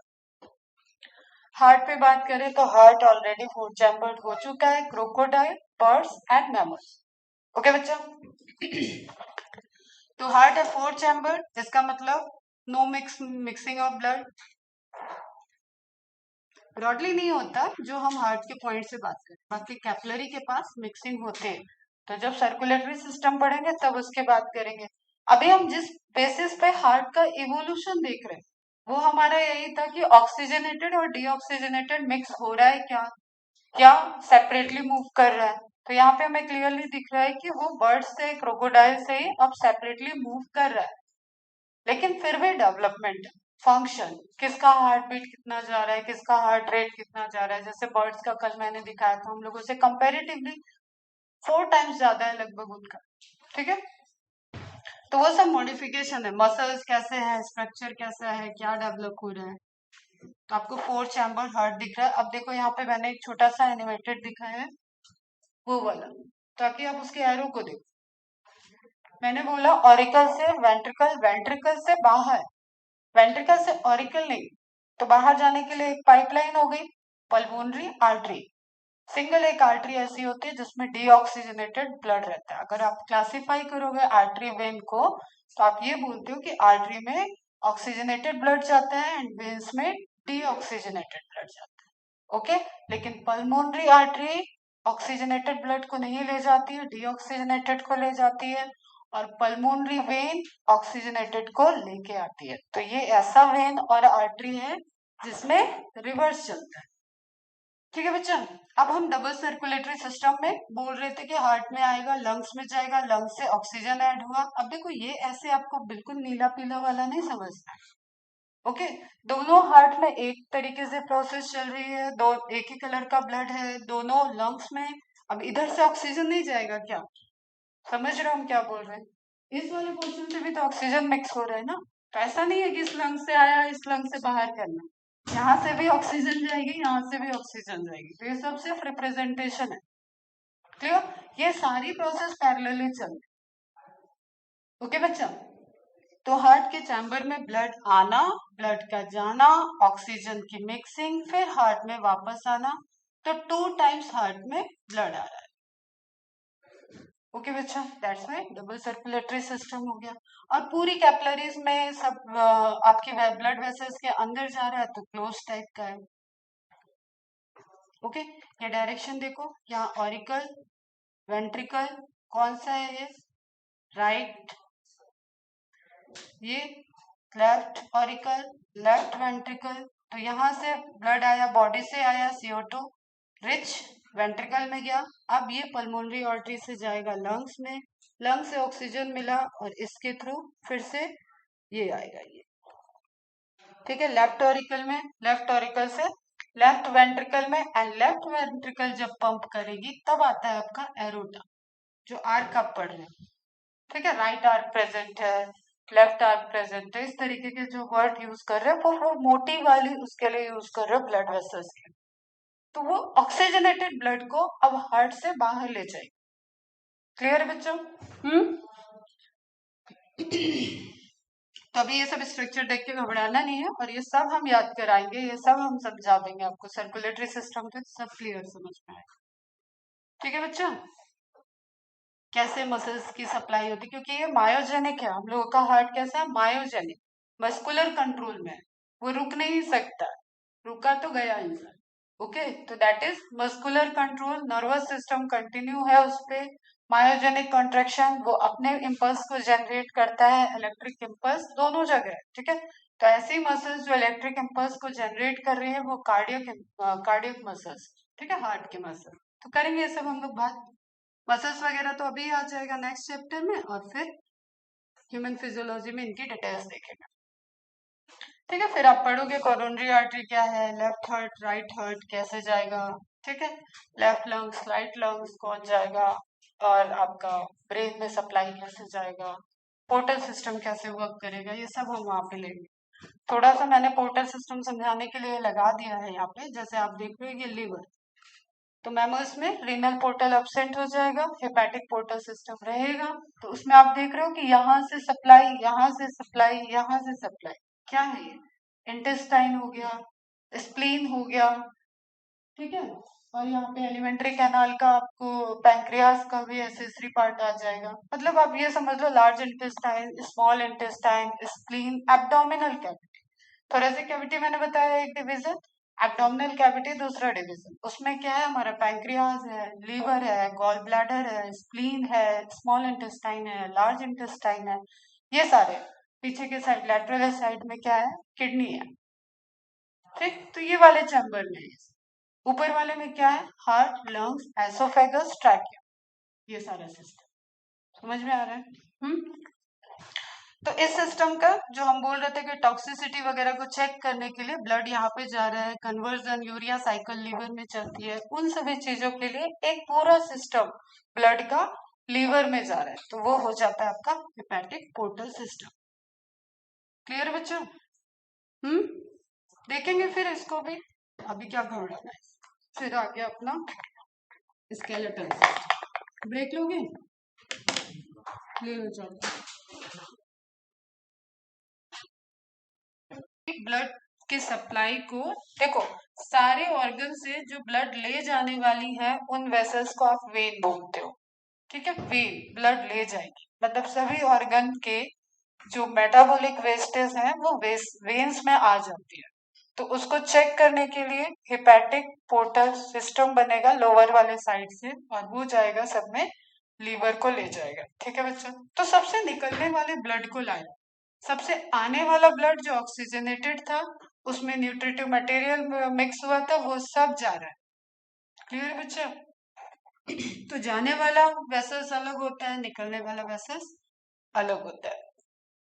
चलो, स्केलेटल सिस्टम अगर ये देखो, जैसे ह्यूमन का है तो एंटीरियर, पोस्टीरियर, मतलब डोर्सल, वेंट्रल, लेटरल, सारे व्यूज आपको दिख रहा है, upper end, anterior, lower end, posterior. ठीक है, तो इस तरीके से आप सभी मेमोस में देख सकते हो कि अच्छा खासा स्केलेटल सिस्टम डेवलप है। क्रेनियम बॉक्स हमने पहले बताया है, उसके अंदर ही हम लोग चल रहे हैं। वर्टिब्रल कॉलम डेवलप है, रिब केज आ चुका है, तो इस तरीके की चीजें आपको दिख रही है, जो उनके डिफरेंट डिफरेंट बॉडी शेप के लिए उनका internal endoskeleton. What is the main difference between the birds skeleton and mammals skeleton? जो पढ़ाया उसके अकॉर्डिंग सोच के बताओ। हॉलो बोन, ठीक है, न्यूमेटिक बोन। हम लोगों में बोन मैरो होता है, हम लोगों की बोन्स ग्रो करती है, अंदर ब्लड की सप्लाई है, न्यूमा नहीं है, ठीक है, सभी मैमल्स में। स्कल कहाँ कहाँ मोनोकॉन्डेलिक है, कहाँ डाइकॉन्डेलिक है, ये ध्यान रखो। तो सभी मैमल्स का स्कल कैसा है, डाइकॉन्डेलिक। 2 ऑक्सीपिटल कॉन्डाइल प्रेजेंट है और वो फर्स्ट वर्टिब्री एटलस पे जाके फिट हो रहा है। ओके, एंड दैट्स व्हाई जो मूवमेंट है, नेक का जो मूवमेंट है वो रिस्ट्रिक्टेड है। ओके, क्लियर है। Neck is having 7 cervical vertebrae. Constant है बेटा, ये जनरल स्टेटमेंट है। चाहे आप बड़े जिराफ को देखो, ह्यूमन को देखो, हाथी को देखो, व्हेल मछली को देखो, किसी की भी बात करोगे, अगर वो मैमल्स हैं तो कांस्टेंट है, नेक की साइज कुछ भी हो, उनमें वर्टिब्री कितनी होगी, 7 होगी। इसको बोलते हैं सर्वाइकल वर्टिब्री, ये वाले हिस्से की, ठीक है, जिसपे स्कल जाके रुका है वो होती है first cervical vertebrae Atlas. Clear. तो पढ़ेंगे इसके भी डिटेल्स। नंबर ऑफ बोन्स तो आपको पूरी याद हो जाएगी, यूं ही याद हो जाता है, 15 मिनट की चीज है कि बॉडी में कितनी बोन्स है। जब पूरा कंप्लीट हो जाता है ना तो सब कहाँ कितना डिवाइड करना है वो आपको बहुत अच्छे से समझ में आ जाएगा। रिस्ट्रिक्टेड है ना कि कहाँ क्या है, अभी हमें पता नहीं, इसलिए हमें लगता है बॉडी में बहुत सारा कॉम्प्लिकेशन। तो neck is having 7 cervical vertebrae, exception है सी काउ मैनेटी। ये बेटा एक्सटिंक्ट हो चुका है, ये आपको एग्जाम्पल याद रखना है क्योंकि ये इकोलॉजी में इसको आप ऐसे समझो कि किसी एनिमल को हम लोगों ने बहुत ज्यादा हंटिंग कर दी, ठीक है, बहुत हंटिंग कर दी, तो ह्यूमन की वजह से इनका एक्सटिंक्शन हुआ है। डोडो पक्षी, डोडो बर्ड का और सीकाऊ का एग्जाम्पल वहां पे है आपको। ओके, तो सीकाऊ ध्यान रखना, इसमें कितनी 6 सर्वाइकल वर्टिब्री होती है। Brain is comparatively large. cerebrum and cerebellum, cerebrum and cerebellum, cerebrum ये cerebellum पीछे, okay, are highly developed. Coordination, thinking, emotion, limbic system, that all are well developed. Left brain, right brain, skill का एक है, एक learning का है। तो हम बताएंगे कैसे कैसे क्या है, बट हमें ये पता है कि अभी बहुत सारा ब्रेन के अंदर कोऑर्डिनेशन के लिए चीजें डेवलप हो चुकी है, ठीक है। Level of thinking, level of reaction, जैसे सिंपल सी चीज है, हम सब पढ़ रहे हैं सबके बारे में। ओके, ये लाइन मुझे जब मैंने सुनी थी तो मुझे बहुत अच्छा लगा था कि ह्यूमन सबके बारे में पढ़ रहा है ना। ऐसा तो है नहीं कि लॉयन की क्लास चल रही है, पकड़ लिया लॉयन और हम लोगों के बारे में पढ़ रहा है। तो वो अपने आप में एक एग्जाम्पल है कि हम सबसे सुपीरियर है इंटेलिजेंसी के पॉइंट ऑफ व्यू से, क्योंकि हमने सबको नाम दे दिया, सबको क्लासिफाई कर दिया, अर्थ कैसे बनी, उड़ना सीख लिया, सब कुछ चीजें हमने सीखी। तो दैट इंडिकेट्स कि हम लोग कितने इंटेलिजेंट हैं, ह्यूमन कितना इंटेलिजेंसी को शो करता है। ओके, हमने नाम दिया लॉयन को, क्या पता कि उसको लॉयन बुलाते हैं, समझ रहे हो। छिपकली को क्या पता कि हम उससे डर रहे, वो हमसे डर रही है, हम उससे डर रहे हैं। तो दैट इज द वे जो ह्यूमन ने डेवलप किया और ह्यूमन पढ़ रहा है इसको। लर्निंग सिर्फ ह्यूमन कर रहा है, सेल्फ कॉन्शियस सिर्फ ह्यूमन है। हम कैसे दिख रहे हैं, कैसे चल रहे हैं, कुत्ता बिल्ली तो नहीं सोच रहा है कि आज हम कैसे दिख रहे हैं, जरा टाइम लगा लेते हैं आगे। तो ये सब चीजें ह्यूमन के अंदर है and these are the indicative of intelligence. अब देखो यहाँ पे एक वर्ड लिखा है foramen magnum, this is the pore. बड़े पोर को बोलते हैं फोरामेन। बायोलॉजी में लार्ज पोर, बड़े बड़े पोर होते हैं तो उनको बोलते हैं फोरामेन। कोई गैप है, अब इस गैप से क्या आएगा सोचो जरा।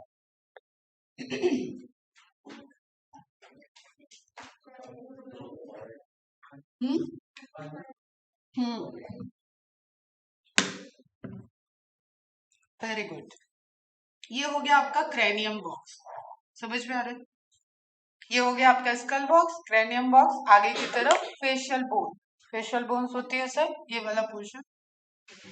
तो हम पढ़ाएंगे आपको फेशियल बोन का पार्ट कितना है, स्कल का पार्ट कितना है। बट आप ये समझो कि इसके अंदर जो ब्रेन है, ब्रेन के अंदर जो नर्वस सिस्टम की नर्व्स है वो स्पाइनल कॉर्ड बनाएंगी और यहीं से बाहर आएंगी,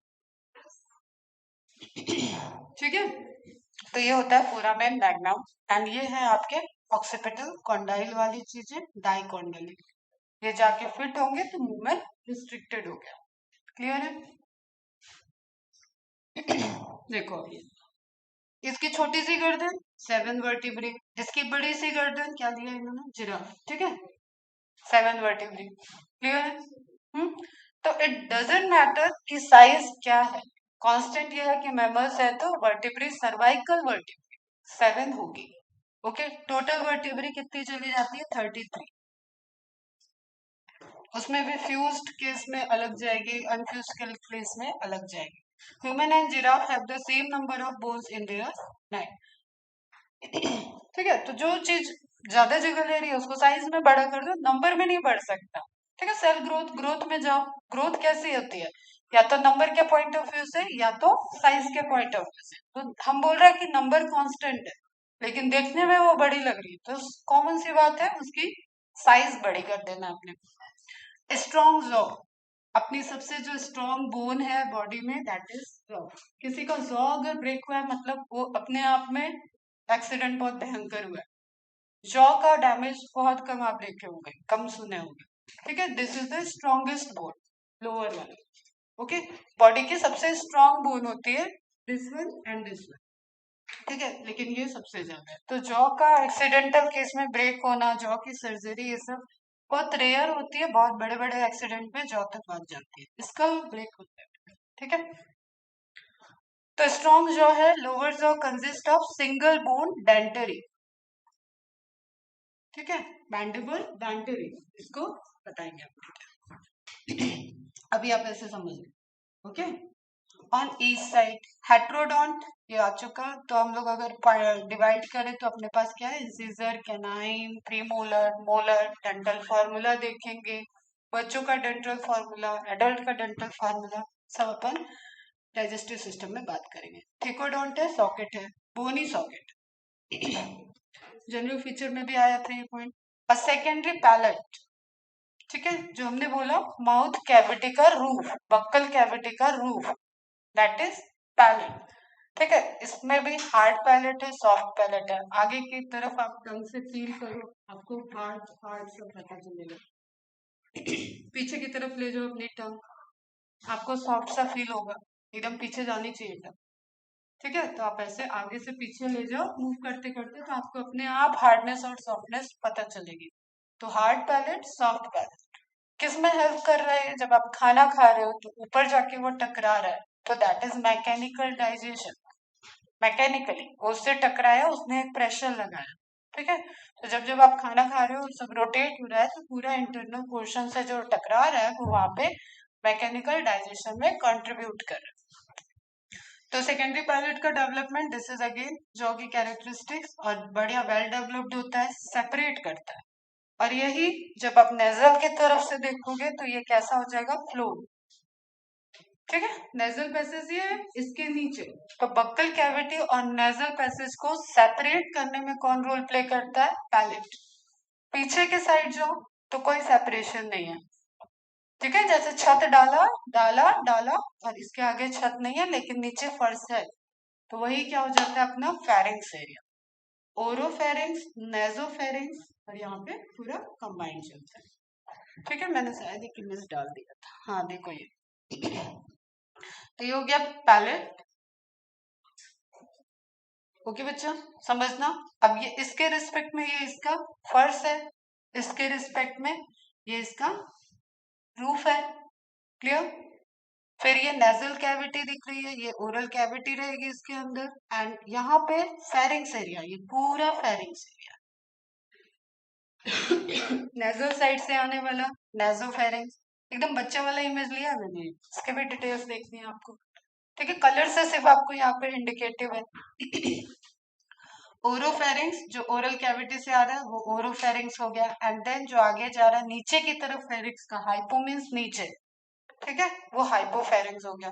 इसलिए हमारा खाना खाने का रास्ता और सांस लेने का रास्ता मिलता है, और एक जनरल चीजें चलती है कि खाना खाते वक्त बात नहीं करना चाहिए, खाना खाते वक्त बोलो मत, क्योंकि हम सांस भी ले रहे हैं, तो हम खाना जब खा रहे हैं हमारा विंड पाइप भी ओपन है, और उस केस में हो सकता है कि खाना चला जाए। तो आपने फील किया होगा कि खाते खाते कभी कभी अटक जाता है, जिसको हम बोलते हैं खांसी आती है, तो वो वहीं से रिपल्सिव एक्शन है, रिफ्लेक्स एक्शन कब बोलते हैं उसको, तो रिपल कर देता है, वापस भेज देगा। ओके, फिर आप नॉर्मल हो जाते हो।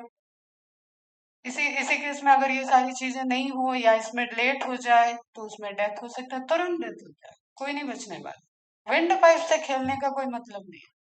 दैट्स वाई ये जो हैबिट होती है ना इंसान की, ये बहुत वर्क करती है।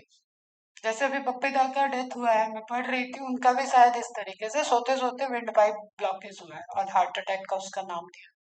ठीक है, मतलब हार्ट अटैक है, कोलैप्स होगा, ऑब्वियसली सप्लाई रुकेगी तो हार्ट पे इम्पैक्ट होगा, लेकिन उसमें क्या हुआ, एपनिया बोलते हैं उसको, सोते सोते ऑब्स्ट्रक्शन हो गया किसमें, जो आपका विंड पाइप है, तो कोलैप्स कर गया वो। कोलैप्स कर गया तो वो एयर की सप्लाई बंद हो गई, तो सोते सोते डेथ हो जाती है। क्लियर। तो यहाँ पे जो ये कॉमन चीज है, कॉमन चैम्बर है, यहाँ से सप्लाई दोनों साइड में आती है, और जब आप खाना खाते हो तो दोनों साइड, देखो ये तो कांस्टेंट चल रही है, ब्रीदिंग हमारी कांस्टेंट चल रही है, लेकिन आप खाना पीरियोडिकली करते हो, बोलना आप रुक रुक के कर रहे हो, तो इन सभी केसेस में पानी पीना, खाना, ये सब आप कंटिन्यू नहीं कर रहे हो। तो जब आप वो सारी एक्टिविटी करो तो उस टाइम आपको थोड़ा ध्यान रखना है। अदरवाइज यहाँ पे खुद भी है उसके पास, ग्लॉटिस के ऊपर एपिग्लॉटिस है, फ्लैप है, इसके भी मैकेनिज्म पढ़ेंगे अपन। कवर करके रखना, ट्रैकिया को कवर कर, ठीक है, इट इज लाइक कि डोर है, डोर को क्लोज कर दिया, लेकिन वो मैकेनिज्म चलती रहती है, वो कंटिन्यू, अगर वो कवर ही रहेगी तो सांस कैसे जाएगी, समझो। तो एपिग्लॉटिस ओपन होता है, तो एपिग्लॉटिस क्लोज होता है जब आप खाना ले जाते हो, कि खाना जैसे सपोज ऐसे गया ऐसे गया ऐसे गया, तो एपिग्लॉटिस पे जाते ही एपिग्लॉटिस को ये मोड़ देगा और वो बंद हो जाएगा, तो विंड पाइप बंद और फूड पाइप में खाना चला जाए। ऐसी एक्टिविटी में जब आप एपिग्लॉटिस को बंद ही नहीं होने दे रहे हो, खोला रखे हो, सांस भी लिए जा रहे हो, तेज तेज बोलने में सांस तेज चलती है ना बच्चा, तो उस केस में होता है, देखो अब ये हो गया आपका डेंटरी या मैंडिबल जॉ, ये हो गया मैक्सिला, फिर हम इन सब के बारे में बात करेंगे, फेशियल और स्कल बोन। ठीक है, टाइप्स ऑफ टीथ में अलग अलग दिख रहा है, मॉर्फोलॉजी आप समझो, मॉर्फोलॉजी इनकी अलग अलग, क्या हो गई है, हेट्रोडॉन, फिर डेंटल फॉर्मूला वगैरह देखेंगे तब डेंचर भी समझेंगे। ठीक, जनरल हमने बात की, पैक्टोरल, रेब, पेल्विक, सेम इधर देख लो आप, टेट्रापोडा में pelvic region, vertebral region, rib region and cranial region, cervical region, इस तरीके से आपको दिख रहा है। मतलब एक सिंपल सी चीज है कि अगर सुबह सुबह कोई अपने डॉग को टहला रहा है और उसको एक्सरे से आप देखो तो आपको दोनों के बोन के सिस्टम एक ही जैसे दिखेंगे, एक खड़े होके चल रहा है, एक चारों पैर पे चल रहा है, समझ में आ रहा है, एक बाइपेडल मूवमेंट कर रहा है और एक टेट्रापेडल क्वाड्रापेड मूवमेंट कर रहा है, लेकिन बोनी स्केलेटल सिस्टम में काफी ज्यादा सिमिलरिटीज आ चुकी है। क्लियर है बच्चा। वर्टिब्री को थोड़ा समझ लो क्योंकि सैक्रल वर्ड आ चुका है आपके उसमें, किस तरीके की सैक्रल का डेवलपमेंट हुआ है, रेप्टाइल से आया हुआ है। ओके बच्चा, तो सैक्रल, कॉक्सिक्स एंड वाले होते हैं, सर्वाइकल आज मैंने लिया आपको, देन थोरेसिक, थोरेसिक चैम्बर के पीछे के साइड जो वर्टिब्री है वो थोरेसिक हो जाती है, एंड नीचे लुम्बर वर्टिब्री होती है। ये सब वर्ड यूज करेंगे हम लोग ऑर्गन की लोकेशन में, इंटेस्टाइन कहाँ प्रेजेंट है, कितने थोरेसिक वर्टिब्री के पास बाइफरकेट हुआ है, लंग्स कैसे प्रेजेंट है, वर्टिब्री के नंबर कहाँ पे कौन से हैं, ठीक है, स्प्लीन कहाँ प्रेजेंट है, किडनी कहाँ प्रेजेंट है, तो ये कैसे, ये मार्किंग, इनकी मार्किंग होगी। ठीक है, जैसे आप बोलते हैं ना कि रूम कौन सा है, डोर नंबर कौन सा है, इस तरीके से लिखा रहता है होटल वगैरह में, तो ये एक मार्किंग है, तो ये हमारे लिए आइडेंटिफाई करने के लिए होते हैं लोकेशन। जब आप कोई सिजेरियन वगैरह का कोई भी सर्जरी वगैरह करते हैं तो इन सब चीजों की लोकेशन को बहुत ध्यान रखा जाए। ओके बच्चों, तो अभी आप इतना समझो कि cervical, thoracic, lumbar, sacral, coccyx, sacral और कॉक्सिक्स इसमें फ्यूज्ड होते हैं। चलो अब एक और मैमेलियन कैरेक्टरिस्टिक्स जो कोऑर्डिनेशन, जो हमारे इंटेलिजेंस से रिलेटेड है, दैट इज कार्पस कैलोसम। ये अभी तक नहीं आया, ठीक है, this is the mammalian characteristics, ये बर्ड्स में भी नहीं। तो कार्पस कैलोसम लेफ्ट और राइट हेमिस्फेयर को जोड़ रहा है, दैट इज कार्पस कैलोसम। कैसे कोऑर्डिनेशन करेगा, क्या रोल है, ये भी हम लोग डिटेल में देखेंगे नर्वस सिस्टम में। A special structure is present for the connection of both the cerebral hemisphere. ठीक है, left and right both cerebral hemisphere मतलब left hemisphere, right cerebral hemisphere, that is called corpus callosum. अलग से मैंने लगाया नहीं है, तुम ध्यान से देखो तो तुम्हें समझ में आएगा। अब ये तुम्हें समझ में आ रहा है कि इसको कट करके देखा जाए लैटरल, तो लैटरल कट करने पे ब्रेन आधा कट हो जाएगा। ओके, तो अब देखो हम मार्क जहाँ कर रहे हैं, this one is corpus callosum. कैसे नर्व्स होती हैं, कैसे कोऑर्डिनेशन करते हैं, वो भी हम लोग को पूरा कवर करना है बेटा ना। Present only in higher mammals, mammals में भी हायर में है। क्रेनियल नर्व 12 पेयर आ चुकी थी, यहाँ पे भी 12 पेयर है। External ear is present in the form of ear pinna, mammalian characteristics है। ईयर बोन ओसाइकल्स नंबर में 3 मैमल्स कैरेक्टरिस्टिक्स है। Malleus incus steps smallest bone body की इसी में से है स्टेप्स, ठीक है। एस से स्टेप्स, एस से स्मॉलेस्ट बोन कितनी होती है, 2, ठीक है। ईयर पूछेगा तो 1, मैमल्स बॉडी पूछेगा तो 2। ईयर और ईयर्स ध्यान रखना होता है यहाँ पे, है ना, नंबर ऑफ बोन के टाइम। फालतू की चीजों को कंफ्यूज करते, कुछ कुछ एग्जामिनर ऐसे क्वेश्चन बना के सोचते हैं हमने बड़ा अच्छा क्वेश्चन पूछा, कोई लॉजिक नहीं है, ठीक है। तो एक ईयर के अंदर अपनी 3 बोन होती है, malleus incus and stapes are the 3 ear ossicles. कहाँ प्रेजेंट होंगे, middle ear. External ear just funnelling का काम कर रहा है। इंटरनल ईयर में वहां पे मैकेनिज्म है बैलेंसिंग वाली एंड हियरिंग की भी मैकेनिज्म रहेगी बेटा, है ना। एंड मिडिल ईयर से क्या हो रहा है, एम्पलीफिकेशन। आपने देखा है वो म्यूजिक वगैरह सुनते हैं तो उसमें एम्पलीफायर चलता है, तो हमारे क्या आवाज आ रही है उसको एम्पलीफाई करना मिडल ईयर का काम है। इसको आप ऐसे समझ सकते हो जैसे मैंने ऐसे किया है ना, तो ये एक वाइब्रेशन हो। तो जब ये साउंड वेव जा रही है, टकरा रही है बोन से, और बोन दूसरी बोन से, तीसरी बोन से टकरा रही है, और वो फाइनली इंटरनल ईयर पे जाके टकरा रही है, तो दिस इज द एम्पलीफिकेशन, ठीक है। और अंदर लिक्विड है, अंदर पत्थर है, आपको सुन के अजीब लगेगा। इनर ईयर हमारा समुद्र जैसा है, उसके अंदर पानी है, लिक्विड है, उसके अंदर पत्थर है। तो जैसे आप लहरों को देख रहे हो ना, टकराते हुए और इफेक्ट करते हुए, आवाज आते हुए, उस तरीके से वो वर्क करेगा। बताएंगे हम, ये भी मैकेनिज्म अपन पढ़ेंगे। तो malleus incus stage 3 ossicles. Ossicles year bone है ना, इन द मिडिल ईयर। देखो ये हो गया आपका एक्सटर्नल ईयर, यहाँ तक। ईयर ड्रम बोलते हैं ना, बोलते कान का पर्दा फट जाएगा, धीरे चिल्लाओ, ठीक है, इस पे या कुछ चीजें डालो मत, बहुत सॉफ्ट है, उस पे जाके, या कभी एक्सीडेंटली अगर आपने फील किया हो तो जैसे ही कुछ आप करते हो क्लीनिंग वगैरह, और अगर उससे टच किया तो बहुत तेज पेन होता है, ओके। लेकिन वो चीजें नहीं करना चाहिए, इसलिए ईयरबड वगैरह बहुत संभल के यूज करना चाहिए। उससे बेटर है कि आप सॉलिवैक्स या कोई ऐसी ईयर ड्रॉप यूज करो, क्योंकि वैक्स का फॉर्मेशन हम लोगों के लिए नेचुरल भी है, वैक्स फॉर्म होना भी जरूरी है, वो एंटीबैक्टीरियल हमारे प्रोटेक्शन के लिए जरूरी है। तो उसको पूरा क्लीन करना भी अच्छी हैबिट नहीं होती है। लेकिन किसी किसी की टेंडेंसी होती है कि वैक्स ज्यादा प्रोड्यूस होता है, कोई कभी नहीं, पूरे लाइफ में कोई कभी नहीं ईयर ईयर की प्रॉब्लम फेस करता है।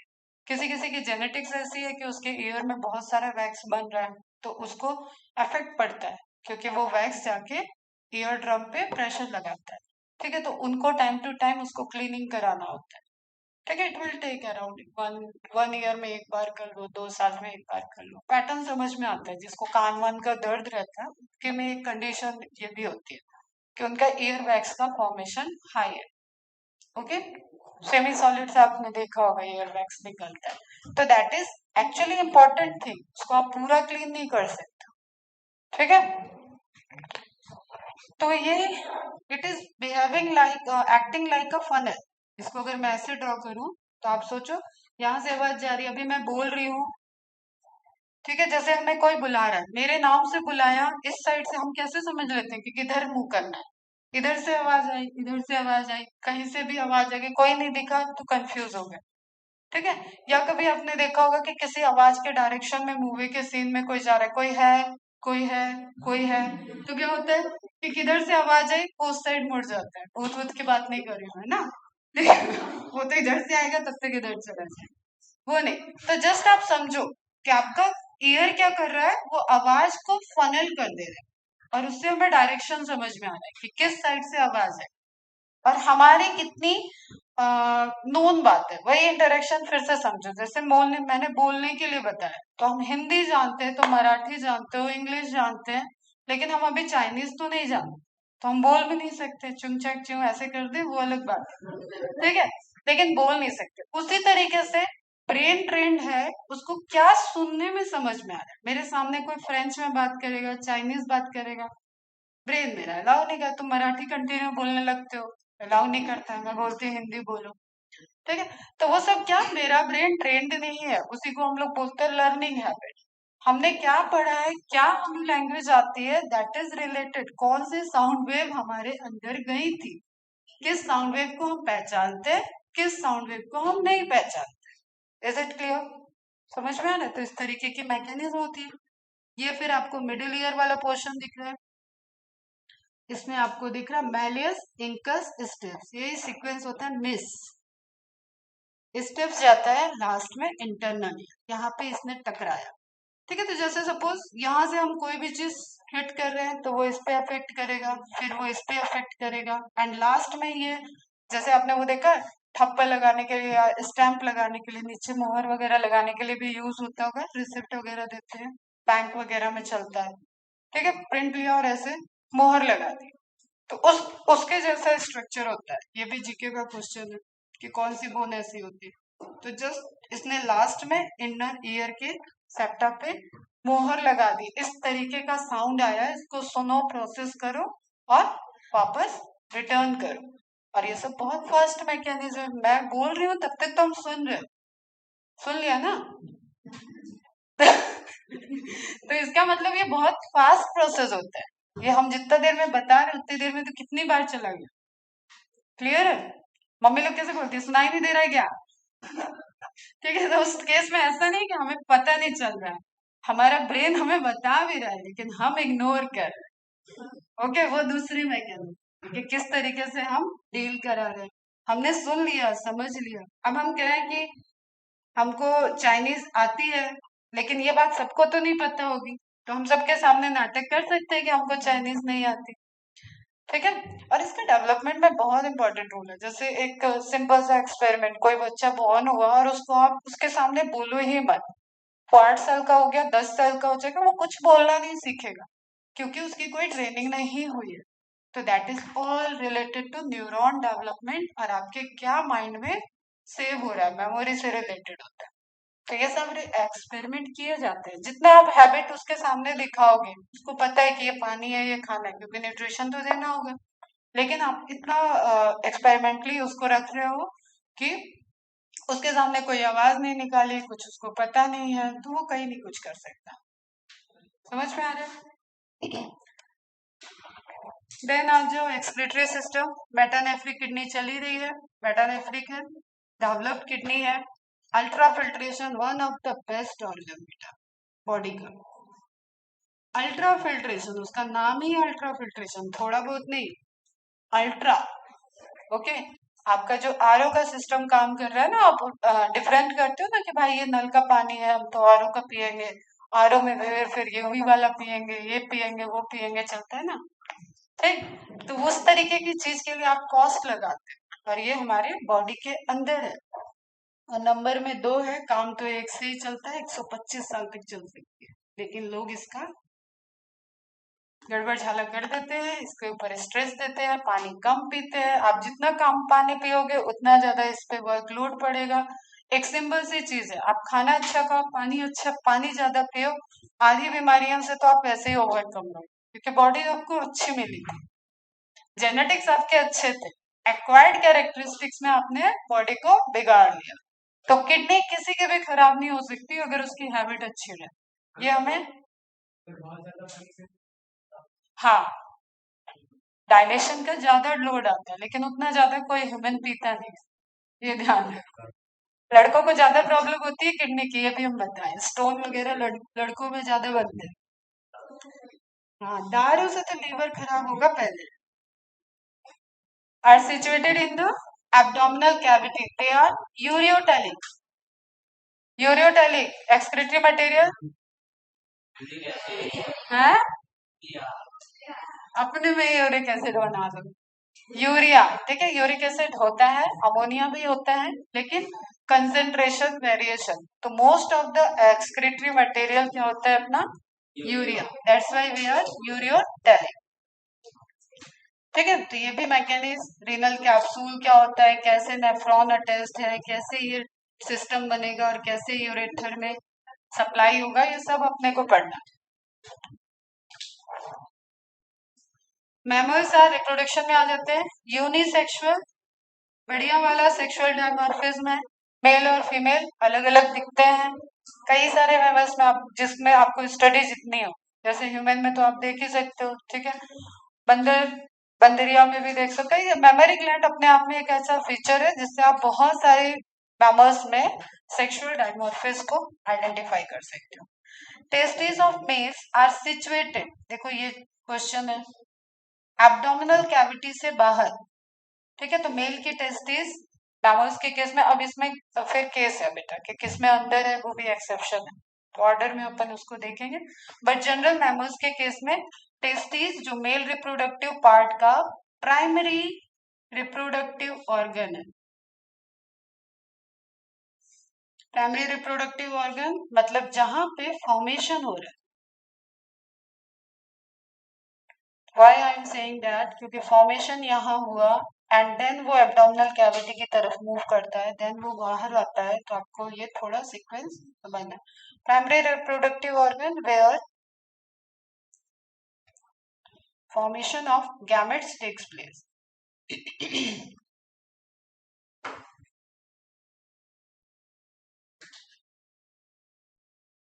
तो मेल में हुआ टेस्टिस एंड फीमेल में होता है ओवरी। ओवरी एब्डोमिनल होती है, एब्डोमिनल कैविटी में है। मेल को अलग से एक एक्सक्रोटम पैकेट मिलता है और वो बाहर द एब्डोमिनल कैविटी से बाहर है, और उसकी रिक्वायरमेंट इसलिए है वही जो आपकी बॉडी का टेम्परेचर है। तो स्पर्मेटोजेनेसिस, मेल गैमेट में क्या बनेगा, स्पर्म बनेगा, and the process is spermatogenesis. उसको अप्रोक्सीमेटली 2 डिग्री टेम्परेचर डाउन चाहिए। ठीक है, अंदर का टेम्परेचर हाई है बेटा, अपना ये ध्यान रखना। तो अब उसके जो एंजाइमेटिक एक्टिविटी है, उसकी जो रिक्वायरमेंट है, उसकी रिक्वायरमेंट है कि उसको टेम्परेचर कम चाहिए, तो उसको एब्डोमिनल कैविटी से बाहर ग्रो कर दिया गया। And this is again embryological development में ऐसा होता है।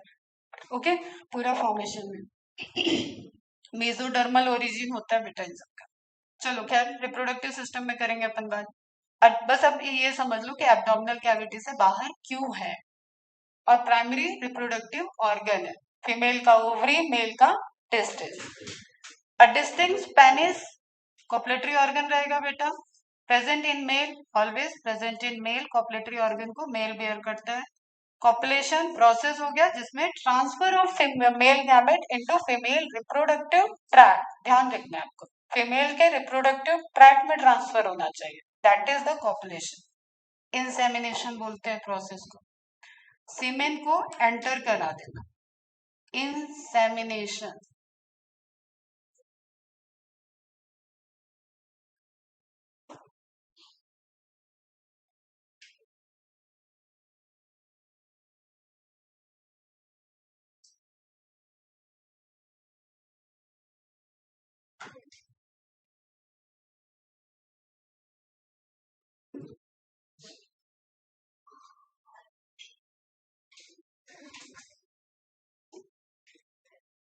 ठीक है, फर्टिलाइजेशन, अब जब कॉपुलेशन हुआ तो फर्टिलाइजेशन इंटरनल हो रहा है। बर्ड के केस में विदाउट कॉपुलेटरी ऑर्गन, कॉपुलेशन, बिना कॉपुलेशन के इंटरनल फर्टिलाइजेशन हो रहा है। उसके लिए अडॉप्टेशन उनका क्या है, क्लोइकल अपोजिशन। क्लोइकल जो प्रेजेंट है, दोनों की ओपनिंग मेल और फीमेल की अपोजिट डायरेक्शन में है, दैट्स व्हाई वो गैमेट फीमेल में ट्रांसफर हो जाएगा due to the opening.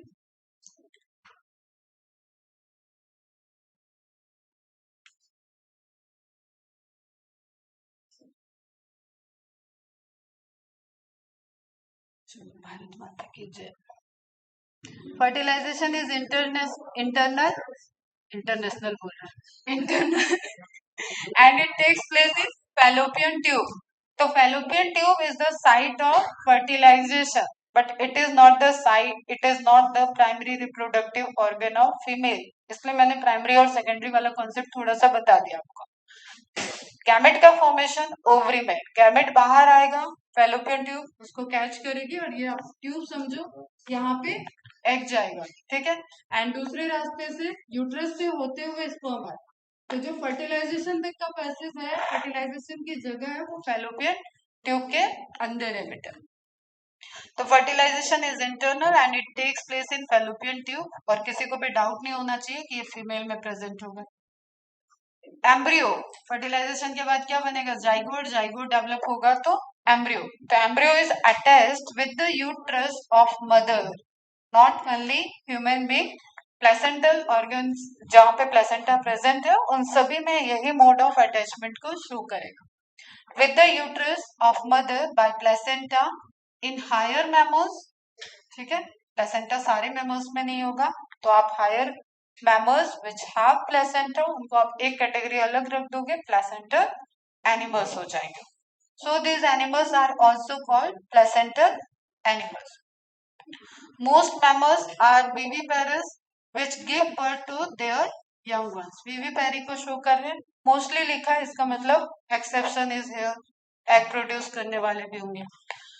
Some mammals are oviparous, prototherian, ठीक है, अभी हम क्लासिफिकेशन अब कल ही लेंगे बेटा, है ना। प्रोटोथीरिया आप बस इतना समझो कि जो सबसे प्रिमिटिव थे, तो जो प्रिमिटिव थे वो कैसे हैं, रेप्टाइल से ओरिजिन हुआ है, ओविपेरी को शो कर रहे हैं, ठीक है। उसमें एग्स का फॉर्मेशन हो रहा है, एग जिसमें एग बन रहा है उसको प्लेसेंटा की नीड ही नहीं है, तो वो दूर दूर तक कहीं से प्लेसेंटेशन को शो नहीं कर सकते। प्लेसेंटेशन वर्ड हम लोगों ने प्लांट में भी देखा था, क्या है वो, कौन बताएगा, raise your hand. What is placentation with respect to plant, एक लाइन में।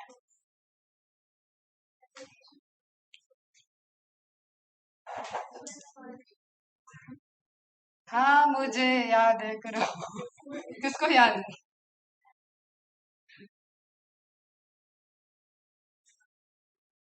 बोलो बोलो। हाँ,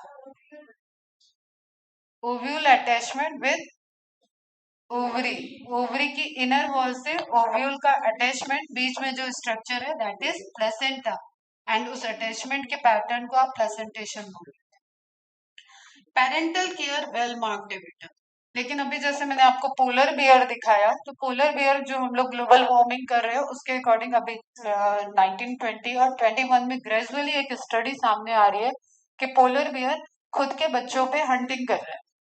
वाई, बिकॉज ग्लोबल वार्मिंग की वजह से वो उनका जो आइस है वो सब मेल्ट हो रहा है, ठीक है, जिससे हम बोल रहे हैं कि सी का लेवल बढ़ेगा, 50 साल में मुंबई डूब जाएगी, ये सारे प्रिडिक्शन जो है उन सभी केसेस में अब उनका तो वो हैबिटेट है, तो सबसे पहले उन पे इम्पैक्ट पड़ रहा है, तो उनके फूड, जो फूड की अवेलेबिलिटी थी उस पर इफेक्ट पड़ गया, और वो अपने सर्वाइवल के लिए खुद के ही बच्चों पे हंटिंग करना स्टार्ट कर चुके हैं। तो पेरेंटल केयर वेल मार्क्ड है, और ये स्टडी बड़ी इंपॉर्टेंट चल रही है, उसमें इसके एक्सेप्शन में आ गया। अब तो कहाँ इतना केयर है, अरे बच्चा 25 साल का हो जा रहा है तब मम्मी पापा नहीं छोड़ते हैं, तो केयर हम लोगों में तो बहुत ही ज्यादा है, पेरेंटल केयर। ओके बच्चा, तो वेल मार्क्ड इन मैमल्स, तो कहाँ केयर इतनी ज्यादा है, कहाँ एक ह्यूमन वजह से, मतलब इसको भी अगेन एंथ्रोपोजेनिक बोलते हैं, इन्वायरमेंटल डैमेज, डिस्टॉर्शन, उसकी वजह से इम्पैक्ट दिख रहा है, उनकी बिहेवियरल पैटर्न में चेंज कर रहा है। Okay, mother feeds the child from milk secreted from her memory gland and looks after her child. अब ये होता है गेस्टेशन पीरियड, किसका बच्चा कितना बड़ा, मतलब कितना मदर वॉर्म में डेवलप होके डिलीवर हुआ है, उस पर डिपेंड करेगा कि कितना उसके चलने फिरने तक का केयर करना। एक अलग बात है कि आप इमोशनली क्या केयर कर रहे हो, वो अलग है, लेकिन एक्चुअली उसको कब तक गोदी में लेना है, कब वो चलने लगेगा, कब वो दौड़ने लगेगा, कब वो स्ट्रांग हो जाएगा थोड़ा, तो वो वाला चीज वेरी करता है मैमल्स टू मैमल्स। समझ में आ रहा है, जैसे शेर का बच्चा ही होगा, ओके, गाय का बच्चा तुरंत 4 पैर पे चलेगा, ह्यूमन का बच्चा है, अभी 3 महीने में तो पलटना सीखता है, ओके बच्चा, तो 1 साल तक वो चलना सीखेगा। ठीक। umbilical कॉर्ड प्लेसेंटा और बच्चे के बीच में जो कनेक्शन बनाता है that is umbilical cord placenta, जहां से सारा न्यूट्रिटिव सप्लाई बच्चे को जा रहा है। तो मदर प्लेसेंटा, जिन भी फीमेल्स में प्लेसेंटा होता है वो प्लेसेंटल एनिमल्स में आ जाएंगे। अब क्लासिफिकेशन हम कर लेंगे बेटा, तो एग्जाम्पल्स वाला पोर्शन भी कर लेंगे और स्ट्रक्चरल ऑर्गेनाइजेशन कल स्टार्ट कर देंगे। तो यहाँ तक आप थोड़ा रिवाइज कर लो और होमवर्क में आप चलो ये देख लो पहले। They are found in a variety of habitat, cosmopolitan, polarized cap, desert, mountain, forest, grassland, dark caves. Some of them have adapted to fly. बस 2 मिनट शांत रहो। Or live in water. The most unique mammalian characteristic is the presence of milk-producing glands. ठीक है, और इसका सिर्फ नाम से काम नहीं चलेगा, आपको रिप्रोडक्शन में इसकी मिल्क के फॉर्मेशन में कौन इन्वॉल्व है, कैसे इम्पल्स जाता है, नर्वस सिस्टम का क्या रोल है, एंडोक्राइन सिस्टम का क्या रोल है, वो सब पढ़ना हो। 2 मिनट और शांत रह जाओ, खत्म हो रही class. By which the young ones are nourished. They have 2 pair of limbs adopted for walking, running, climbing, burrowing, swimming, flying. This is homology. The skin of mammals is a unique in possessing hair, external ear or pinny, ear pinna are present. Different types of teeth are present in the jaw. Heterodont. Term लिख लो, ये नहीं सोचना कि लिखा नहीं है NCERT में। Heart is 4-chambered. They are homeothermic, warm-blooded, respiration by lungs. Sexes are separate, dimorphism, and fertilization is internal. They are viviparous with few exceptions and development is direct. फिर अगेन एग्जाम्पल देखो आप, ये है प्लेटाइपस। ठीक है, ये जहरीला होता है, इसको कोई हंटिंग करके खाता नहीं है बेटा। ये कंगारू है मार्सुपियस में, साइंटिफिक नेम याद रखना। एंड ये बैट, ये होता है पाइजीडियम। चलो हम करेंगे इस पे बात। ठीक है, ग्लाइडर की तरह। ओके, ओपन करेंगे। तो this is the characteristics of bat. और ये है ब्लू व्हेल। एक एनिमल आ चुका है बैलेनोग्लॉसस, कहाँ, हेमिकॉर्डेटा। ठीक है, ये है बैलेनोप्टेरा, बैलेनोप्टेरा। ब्लू व्हेल सबसे लार्जेस्ट है। अब यहाँ रेंज है ओविपेरस, प्लेटाइपस, दिया हुआ एग्जांपल बेटा। विविपेरस, मार्कोप्सस, आप कंगारू, टेरोपस, फ्लाइंग फॉक्स। ठीक है, कैमलस, कैमल, मकाका, ये तो आपको ऐसे ही याद रहेगा। रेटस भी याद रह जाता है, कैनिस भी याद रहता है, फेलिस। ये 2 एग्जांपल आपने ऑलरेडी देख चुके हैं टैक्सोनॉमी में, जहाँ पे आप जीनस स्पीसीज वगैरह पढ़ रहे थे, वहां इनका कैट फैमिली, डॉग फैमिली थोड़ा सा आ चुका है। एलिफस भी नाम से है। ईकस आपको ऐसे भी याद रहना चाहिए, जेनेटिक्स में भी आएगा। डॉल्फिन, ठीक है, डेल्फिन, अच्छा साइंटिफिक नेम डेल्फिन करेक्ट था। Dolphin and Balaenoptera, blue whale. Panthera tigris, ये भी आपने कैट फैमिली में देख लिया है now, Panthera leo, Panthera tigris. ठीक है, लॉयल। अब आज का, पहले बीच में भी बोल चुकी हूँ, आज का होमवर्क यही है, आप इस टेबल को बढ़िया अच्छे से रिवाइज करो और कल ये आप में से कोई पढ़ाएगा, ये हम पहले ही बता दें। ये सारे कैरेक्टर कल एक एक, अगर कल मैं स्ट्रक्चरल ऑर्गेनाइजेशन नहीं स्टार्ट करती हूँ तो इसमें ये आप एक्सप्लेन करोगे। तो पूरा एनिमल किंगडम रिवाइज करो, ये टेबल रिवाइज करो एंड ये समरी भी पढ़ो। तो जो लास्ट में समरी दी हुई है उस समरी को भी आप रीड कर लें। ओके, एनसीईआरटी के अकॉर्डिंग कुछ नहीं बचा है, लेकिन हम लोग थोड़ा क्लासिफिकेशन देखेंगे मैमल्स का, क्योंकि वो जब आप बोल रहे हैं ना ओवीपेरी, वो भी आपको ध्यान रखना होगा। वीवीपेरी, प्लेसेंटेशन, हेयर प्रेजेंट होना, हेयर एब्सेंट होना, ठीक है, इस तरीके के बाइपेड मूवमेंट करना, ठीक है, इस तरीके की चीजों को आपको कलेक्टिवली देखना होगा कि कैसे ये डेवलप हुए। तो ऑर्डर 16 ऑर्डर है, जस्ट नेम, 1-2 कैरेक्टर्स, एग्जाम्पल। इन्हीं एग्जाम्पल्स में से कौन सा किस ऑर्डर में, बस इतना आपको नोट करके रख। ठीक है, चलो एंड करते लेक्चर। कोई डाउट है तो बताओ।